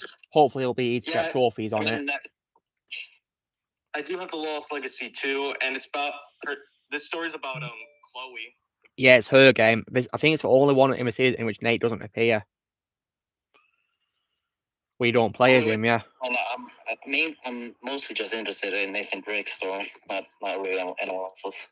I mean, it is also quite small too, Shadow, because despite being a separate game, it's only got 9 chapters apparently, just 9. Wow, that is short. Indeed, yeah. So it's gonna be like Spider-Man Miles Morales? Maybe. I don't know how long the chapters are, so it could be similar length to Miles Morales. It could be shorter than that for all I know. Because all I did with Lost Legacy, I only played through the first chapter before stopping and waiting. Stopping and waiting? Yeah, because I'm gonna play through the Thieves End before I play through Lost Legacy, because in the timeline order, Lost Legacy takes place after the 4th game. Yeah, it does. It's like an expansion to a 4th game, yeah, after it. And you can tell easily. Yeah. One thing I do also like about it, guys, is I do also like the theme song of Uncharted. Oh, yeah, the theme song is great. Yeah. Yeah. And apparently in Miles Morales, there's 17 missions in that.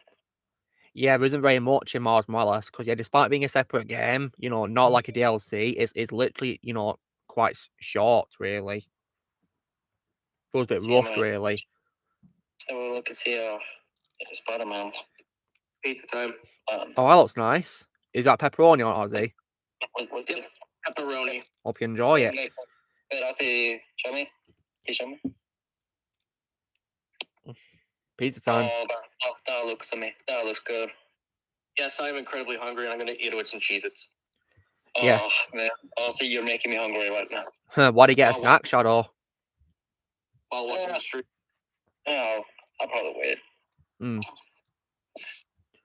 So Shadow, when it comes to your video games, do you plan to do a video game marathon for another franchise after you finish Uncharted? Well, of course, it's going to be Batman. Nice. Franchise, and then hang on. Yeah. Because the next PlayStation franchise I'm going to play after I've played Uncharted, guys, is probably going to be God of War. And after the franchise, and I'm going to be playing Assassin's Creed. Assassin's Creed, nice. Hope you have fun. And then later on, I'll be playing God of War. Amazing. Unfortunately, my least favourite Assassin's Creed game is Odyssey from 2018. But my favourite Assassin's Creed game of all time, Shadow, is Assassin's Creed 2. Yeah, looking forward to that. Yeah. So, Ozzy, you've played God of War on your Vita, haven't you? Yeah, I have. And what do you think of it, when it comes to being a Vita game on a Vita? I'm just like, PlayStation should have ported more PS2 games to the Vita, because they run pretty perfectly well on the Vita. Yeah. And are the games a lot of fun to play? Yeah. Nice. And are they easy to get trophies too? Haven't tried the trophies per se. Sometimes I get them at random, like I'm not expecting them. Oh wow. And would you say that playing those games, made, Kratos your favorite role of TC Carson? Yep, and my second favorite PlayStation character of all time. After Nathan, I assume. Yep. Nice. And Donnie Zane's asking, would I rather wake up with a new superpower every day or live in New York for the rest of my life? Probably live in New York, I think. That's my favorite city. Because the thing is, right, when it comes to a new superpower every day, what if I want to keep a certain power? Like flying. Yeah, I'd love to keep flying or teleporting or whatever. Or web shooters. I could try and be Spider-Man, couldn't I? Yeah. If I had the powers of Spider-Man, I would go directly to New York. Yeah, me too. It's where he swings best, of course. Got 10 minutes after a stream. This stream's gone so fast, hasn't it? It has. Yeah. Wow. And thankfully, there have been no connection issues. Yay. Amazing. Yeah. So glad to hear that, Shadow. Because I hate connection issues myself. Yeah. Last time we streamed was Yeah, the connection was terrible, weren't it, for you, weren't it, sadly? Yeah, it was really bad. Which is a massive shame. Really is. So Ozzy, when it comes to God of War, have you only played the first 2 games, or have you played other games on your Vita? Because I believe there's 2 PSP games also on there too from God of War. For God of War, I played some of the second game, but I want to wait till I'm done with the first game. And I played the 2018 game too. And how's 2018 game? Pretty good, to be honest. Nice. I guess you could say Kratos is my favorite role of Christopher Judge, but second favorite Kratos after T.C. Carson. Yeah, TC always will be Kratos to me. Yep, and I played some of the third game remastered on PS4. And how was the third game remastered, Ozzy? Pretty good, another great remastered game. Nice. And does it actually, just preserve a PS3 version, but, make it, a great quality for PS4 standards? Yeah, the controls are basically the same. Oh, thank God for that. Yeah, because Return to Arkham's graphics are just horrendous, in my opinion, compared to the original graphics from the original version. And are there any other So what, Shadow? Are there any other Arkham series instead of remasters also? Awful remasters? That's a good question, actually. Blaze might probably have someone he comes back that he can tell you about. Not sure, and it comes to mind, really. Or is it just Return to Arkham? Or is the bad one? Return to Arkham isn't it? And oh yeah, GTA Defective Edition. Oh, I hate that game. Yeah, me too. It's a massive letdown. Terrible. I was just getting the Arkham series, but I'm just like, the Rockstar had one job and you failed. Yeah, because Ozzy, they got Grove Street to make it, didn't they? Remaster it, and they failed miserably. Yeah, they had one job. And also, as well, the only good thing they probably did in the remaster was probably that you keep your weapons after when you respawn. You still keep your weapons after you've died. In the original version, you can't keep, and you lose them if you die. I know, that happened to me in GTA 3. Yeah. And now, when it comes to the Arkham games, I'm only gonna play them for Kevin and Mark. Yeah, that's a good idea. Yeah, play it with those 2, Shadow. But good luck with remasters. Yeah. Yeah, Backdoor. I do know that Ron Perlman's in Sons of Anarchy, but I've not seen the show. Well, I'm not seeing Sons of Anarchy, but I know that Ron Perlman's has a character called Clay, but I've not seen it.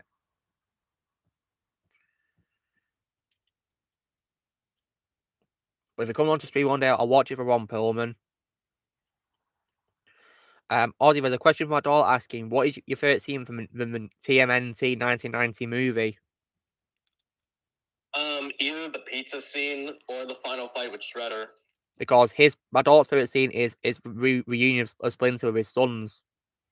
That's another great scene. Kind of like the pizza scene because it makes pizza look delicious. Oh, wow. Would you say that, that scene makes you want to eat pizza, Ozzy? Yeah, pretty much. Can't blame you. I'm gonna make sure to eat pizza when I watch that movie. Yeah. So, Ozzy, would you recommend the 1990 movie if I was to get into Ninja Turtles?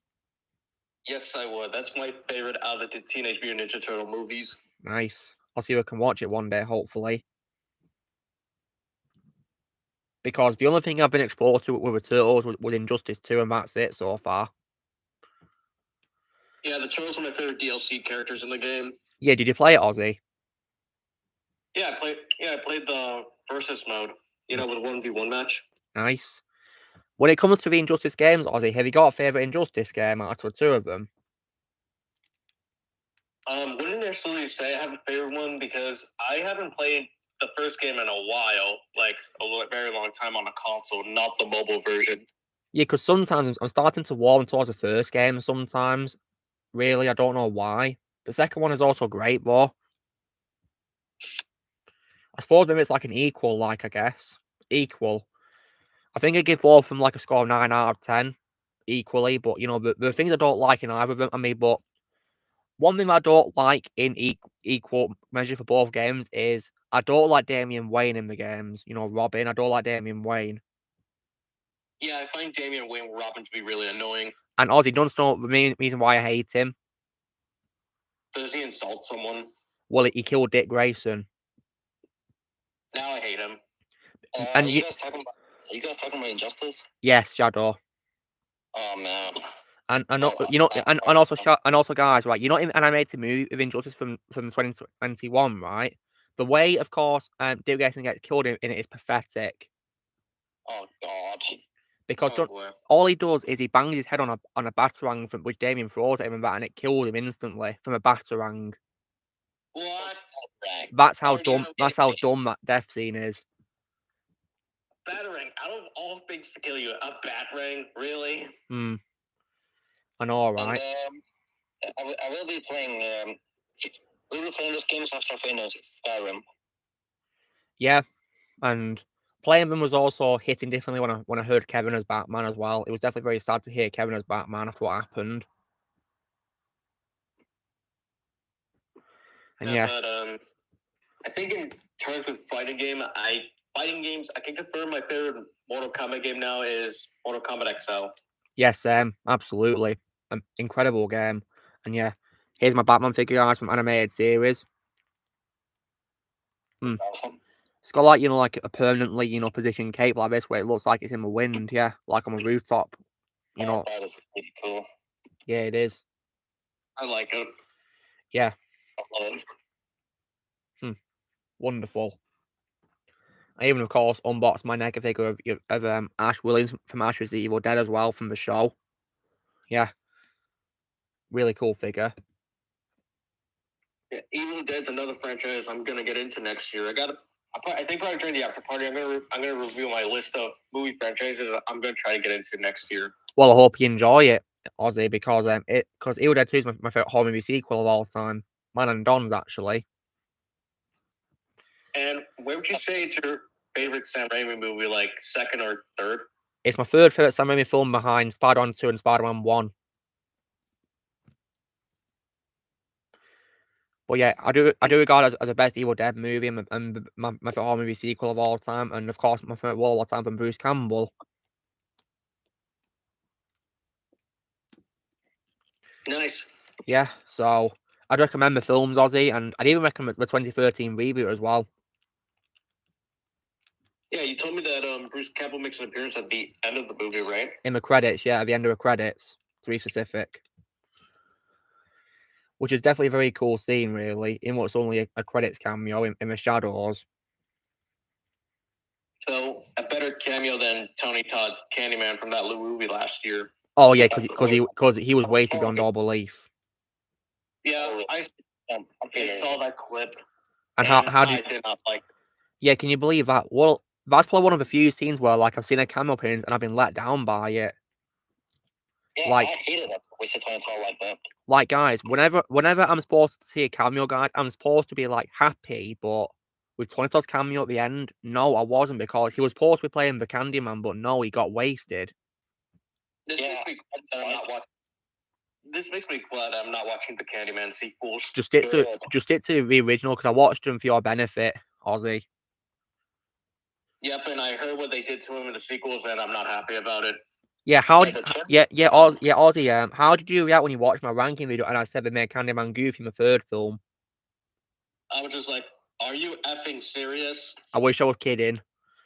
Oh, you saw Greatest Showman, Connor. Amazing, yeah. I'm glad you loved it, man. I loved it too. Got it as a steelbook up there, yeah. Give it 10 out of 10. Yeah, it's one of my favorite movies of 2017. one of the few best ones for sure. I just one of the greatest musicals I've ever seen. Yeah, I'm not even a fan of musicals, but that movie was amazing. That's one of my favorite roles of Hugh Jackman, and my favorite role of Michelle Williams too. I think that would be my second favorite musical after Wizard of Oz. Yeah. My favorite role is Zendaya as well. My favorite role is Zendaya. Yep, me too. Yeah. And with that, guys, we're at the end of the stream. So Shadow, I believe it's turning to midnight for you in Norway. So yeah, happy New Year, Shadow. Hope you have an amazing New Year, man. In 1 hour it's going to be for you too. But for me, yeah. So yeah, guys, that's the end of the stream. So hope you guys had a really fun time. We had a really amazing time talking to Mike Pollock as a way to close this year. Been really fun, and talking to you guys. So yeah, thank you for being here, guys. And so this media episode 103 Lecture Live. So you know drill, guys. Be sure to give this video a like. Also, be sure to let us know in the comments what you guys thought of tonight's stream. And also, please go subscribe to the special guests who've been in the stream as well. And please go subscribe to them. The link's in the description below. And also, be sure to join Team Power Best and subscribe in this coming future. If you would like to be a member, you could only piece out or you can description. And we will see you all later. And have a very happy new year, everyone. Next week, I'll see you into a new year. Yeah. Have a great evening, guys. Take care. Happy New Year.